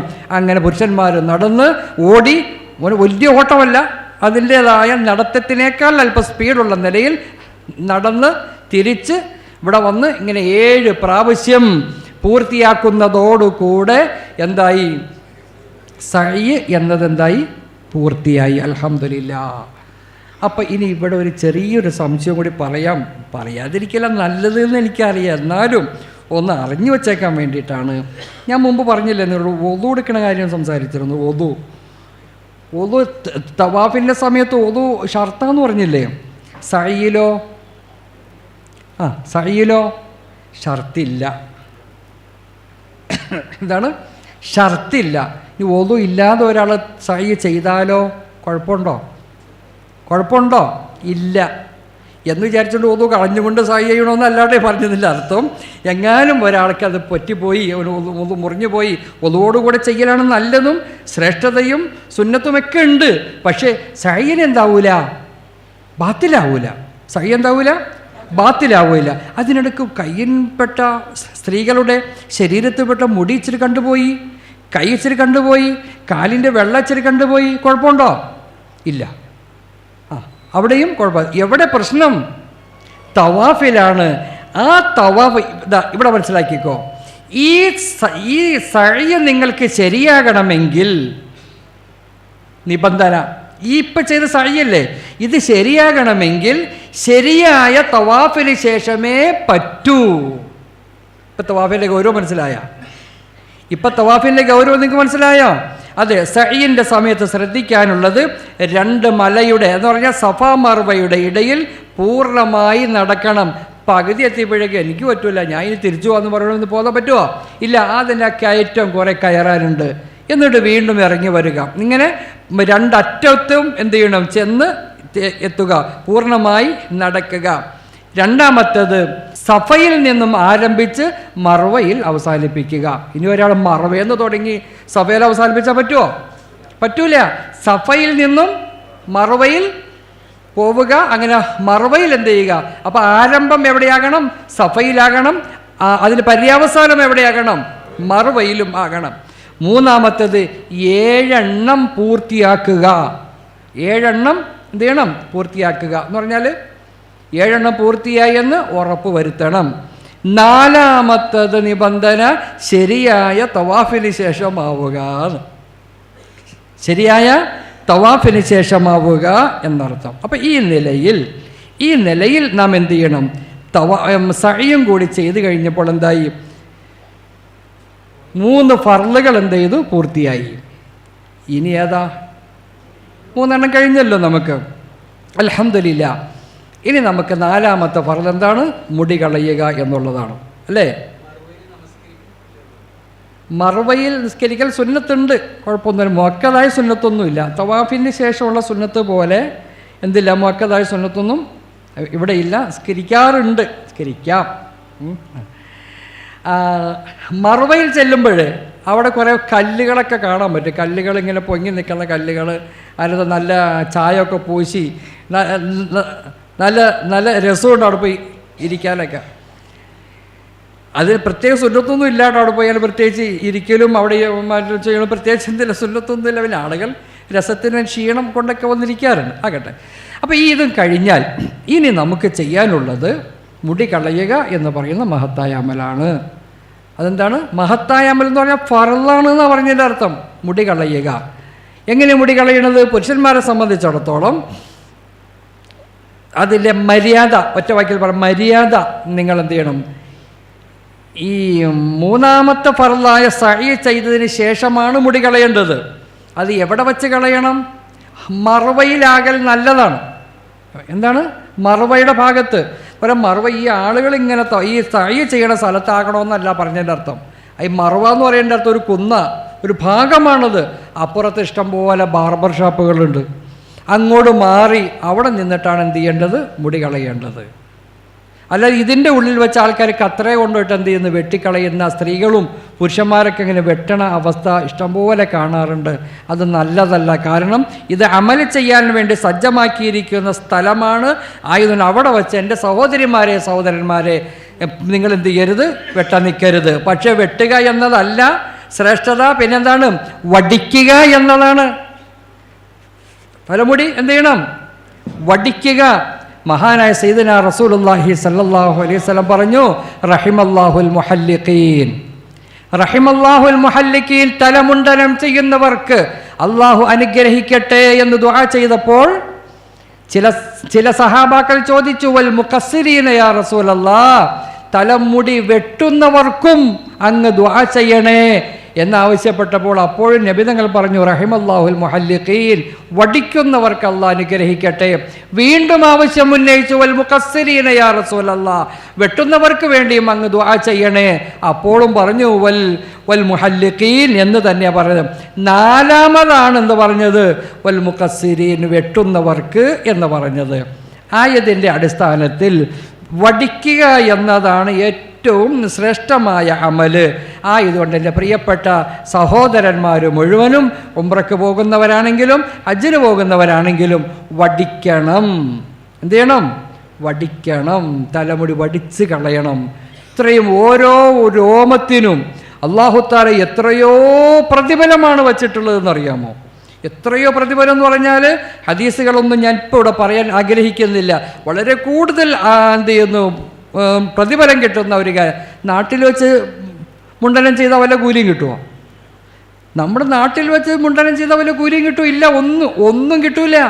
അവിടെ ചെന്നിട്ട് ഈ ഉംറയുടെ ഇഹ്റാമുമായി ബന്ധപ്പെട്ട അതിൻ്റെ അവസാനത്തെ പര്യവസാനമാകുന്ന മുടി കളയുക എന്നുള്ള അവിടെ എന്ത് ചെയ്യുന്നു? കളയുന്നതിലൂടെ വലിയ പുണ്യമാണ് കിട്ടുന്നത്. ആയതുകൊണ്ട് പരമാവധി എല്ലാവരും എന്ത് ചെയ്തേക്കണം? മുടി കളയണം, മുടി വടിക്കണം. വെട്ടിയാലും മതി. അത് ഈ ചെറുതായിട്ടേ പറയുള്ളൂ. 3 മുടിയെങ്കിലും വെട്ടിയാലും മതി. ആ മുടിയൊന്ന് തലയുടെ ബൗണ്ടറിയുടെ ഉള്ളിലുള്ള മുടിയാകണം. തലയുടെ ബൗണ്ടറി ഉണ്ടല്ലോ, ഇതിൻ്റെ അതിൻ്റെ ഉള്ളിലുള്ള മുടിയാകണം. ആ മുടി പോലെ നീട്ടി വളർത്തിയ മുടിയാണ് ഇങ്ങനെ താഴേക്ക് ഇറങ്ങി കിടക്കണ, ഹിപ്പി ഇങ്ങനെ താഴേക്ക് ഇറങ്ങണം. അതിൻ്റെ തുമ്പ് വെട്ടിയാൽ പറ്റൂല. മനസ്സിലായോ? തലേന്ന് ഇങ്ങനെ ഇറങ്ങി എൻ്റെ തലയുടെ പരിധി വിട്ട് താഴേക്ക് ഇറങ്ങിയിട്ടുണ്ട്, അവിടെ വെട്ടിയാൽ പറ്റൂല. പിന്നെ എന്ത് ചെയ്യണം? അടി അസലുണ്ടല്ലോ, ആ കുറ്റി, അവിടുന്ന് 3 എന്ത് ചെയ്തേക്കണം? 3 എന്ത് ചെയ്തേക്കണം? വെട്ടണം. ശരി, കുഴപ്പമില്ല. പലരും തലമുടി വടിക്കുന്നതിന് ഇഷ്ടപ്പെടാറില്ല. അതെന്താ കാരണം? ഇക്കെന്താ മുടി വടിക്കാത്തത്? എന്താ അത് വേറൊന്ന് കാരണമൊന്നുമില്ല ഉസ്താദ്, വേറൊന്ന് അല്ല. എന്നാലും അതെ, എൻ്റെ പെണ്ണുമ്പുള്ളക്ക് ഇഷ്ടമല്ല. അതുകൊണ്ടാണ് അവനതിന് മുട്ടത്തലയാന്ന് വിളിച്ച് കളിയാക്കുക പെണ്ണെന്നെ. അതുകൊണ്ട് ഞാൻ പലരും പറഞ്ഞിട്ടുണ്ട്, എൻ്റെ ഭാര്യയ്ക്ക് എൻ്റെ തലമുടി വടിക്കുന്നത് ഇഷ്ടമല്ല. അനുഭവങ്ങൾ കൊണ്ടായി പറയുന്നത്. ഇതൊക്കെ ഞാൻ വെറുതെ പറയുന്നതല്ല. എത്രയോ ആളുകൾ വളരെ വ്യക്തമായി എൻ്റെ ഭാര്യയ്ക്ക് ഞാൻ മുട്ടത്തലയാവുക എന്ന് പറയുന്നത് ഇഷ്ടമല്ല എന്നർത്ഥം. അതായത് ഭർത്താവിന് ഇച്ചിരി കൂലി കിട്ടുക എന്നത് ഭാര്യ ഒരിക്കലും ഇഷ്ടപ്പെടുന്നില്ല എന്നാണ് പറഞ്ഞതിൻ്റെ അർത്ഥം. അത് നീ അങ്ങനെ അങ്ങോട്ട് സ്വർഗത്തിലേക്ക് പോകുന്നു വേണ്ട, അവിടെ നിൽക്കുക നീ. ഇത് തന്നെ. അപ്പോൾ അതുകൊണ്ട് ആ വാക്ക് നിങ്ങൾ സ്വീകരിക്കാൻ നിൽക്കണ്ട, പഠിച്ച് കളയുക. അപ്പം എന്തുണ്ട്, പല സഹോദരന്മാരും പറയാറുണ്ട്, ഉസ്താദേ ഞങ്ങൾക്ക് നാളെ ഉംറയ്ക്ക് പോകണ്ടേ, ഇനി മറ്റന്നാൾ ഉംറയ്ക്ക് പോകണ്ടേ, അപ്പോഴും ഞങ്ങൾ ഇഹ്റാമും ചെയ്യണം, തവാഫും ചെയ്യണം, സഅയും ചെയ്യണം, മുടിയും കളയണ്ടേ. അപ്പോൾ മുടി എവിടെ? മുടി ഉണ്ടെങ്കിലല്ലേ കളയാൻ പറ്റുള്ളൂ. അപ്പോൾ മുടി എവിടെ? മനുഷ്യ, മുടിയില്ലാത്ത കഷണ്ടിക്കാരും പഠിക്കാറില്ല. എന്ത് ചെയ്യണം? ഇമ്രാറു മൂസ അല റസിഹി എന്നാണ്. കത്തി പുറത്തോടെ ഓടിച്ച് കളഞ്ഞാൽ മതി. മുടി വേണ്ടെന്ന്, നീ പുറത്തോടെ കത്തിയും കൊണ്ടോ ബ്ലേഡും കൊണ്ടോ എന്താ മതി. വെറുതെ ഇങ്ങനെ പഠിച്ച് കളഞ്ഞാൽ നിൻ്റെ ഉംറയെന്ന് ഒഴിവായി. ഇനി മൂന്നാമതും പിന്നെ ഉംറക്ക് പോകണോ, അപ്പോഴും ചെയ്തോ നീ. അങ്ങനെ നാലാമതും പോകണോ, അപ്പോഴും ചെയ്തോ, ഒരു കുഴപ്പമില്ല. എന്നാലും എന്ത് ചെയ്യരുത്, മുടി കളയാതിരിക്കരുത്. കളയലാണ് നിങ്ങൾക്ക് ഏറ്റവും ശ്രേഷ്ഠമായത്. അപ്പോൾ പുരുഷന്മാർ മാത്രം മുടി കളഞ്ഞോളൂ, സഹോദരിമാർ കളഞ്ഞിട്ടില്ല. നിങ്ങളിപ്പോൾ എന്ത് ചെയ്യണം? നിങ്ങൾ പൊതുവെ പല സഹോദരിമാരും എന്ത് ചെയ്യാറുണ്ട്, ആ ജംറയുടെ ഭാഗത്ത് വെച്ച് മക്കനെ പൊക്കി പിടിച്ചിട്ട് കൂടെ വന്ന ആളുകളെ കൊണ്ട് കത്രയും കൊണ്ട് വെട്ടിച്ച് കളയാറുണ്ട്. അത് നല്ലതല്ല. കാരണം അന്യ ഒരു പുരുഷൻ നിങ്ങളുടെ മുടി കാണുക എന്നത് ഹറാം, കാണിക്കുക എന്നത് ഹറാം. മനസ്സിലായോ? അവിടെ എന്ത് ചെയ്തു, അവിടെ വെച്ച് വെട്ടുക എന്ന് നല്ലതല്ലല്ലോ. അത് വേസ്റ്റ് ഇടാനുള്ള മറ്റുള്ള ഒരു ഏരിയ അല്ലല്ലോ അത്. അപ്പോൾ നിങ്ങൾ ചോദിച്ചാൽ അവിടെ വേസ്റ്റ് ഇടാൻ പറ്റുന്ന കൊട്ടയൊക്കെ വച്ചോണ്ടല്ലോ ഉസ്താദ്, അപ്പോൾ വെട്ടിയിട്ട് ഇടാനല്ല. ഇത് ചെയ്യാൻ പാടില്ല. എന്ത് ചെയ്യും ഈ മനുഷ്യന്മാർ? വെട്ടി അവിടെ ഇടാതിരിക്കാൻ അന്നാണ് ഇവിടെങ്കിലും ഇട് എന്നതിന് വേണ്ടി വച്ചകട കൊട്ടയാ. ഹോസ്പിറ്റലിൻ്റെ മുമ്പിൽ ഇവിടെ തുപ്പുക എന്നും പറഞ്ഞ് എഴുതി വെച്ചെന്നും പറഞ്ഞ് എല്ലാവരും അവിടെ കാർക്കിച്ച് തുപ്പണമെന്നുണ്ടോ? ഇല്ലല്ലോ. തുപ്പം മുട്ടിക്കഴിഞ്ഞാൽ ഇനി അത്യാവശ്യം ഉണ്ടെങ്കിൽ തുപ്പെന്നാ പറഞ്ഞതിൻ്റെ അർത്ഥമുള്ളൂ. അതുപോലെ കൊട്ടയുടെ അകത്ത് മുടി വെട്ടിയിട്ടേ പറ്റൂ എന്നർത്ഥമൊന്നുമില്ല. ആകട്ടെ, അപ്പോൾ സഹോദരിമാരെ, നിങ്ങൾ ചെയ്യാനുള്ളത് ഇൻഷാ അല്ലാഹ് നിങ്ങൾ റൂമിൽ ചെല്ലുക. റൂമിൽ ചെന്നതിന് ശേഷം നിങ്ങൾ കത്രികയെടുത്ത് മുടി മൊത്തത്തിൽ ഇങ്ങനെ കൂട്ടിപ്പിടിച്ചുകൊണ്ട് അതിൻ്റെ അങ്ങേയറ്റത്തെ തുമ്പ് എടുത്തിട്ട് ഒരു വിരൽ തുമ്പിൻ്റെ കതറ് തുമ്പ്, ഒരു വിരലല്ല, വിരൽ തുമ്പ്, അതിൻ്റെ കതറനുസരിച്ച് കൊണ്ട് എന്ത് ചെയ്യുക, വെട്ടുക. കത്ര കൊണ്ട് നിങ്ങൾക്ക് സ്വന്തമായി വെട്ടാം. കത്ര കൊണ്ട് വെട്ടിക്കളയുന്നതോടുകൂടെ നിങ്ങളും ഇഹ്റാമിൽ നിന്നും ഒഴിവായി.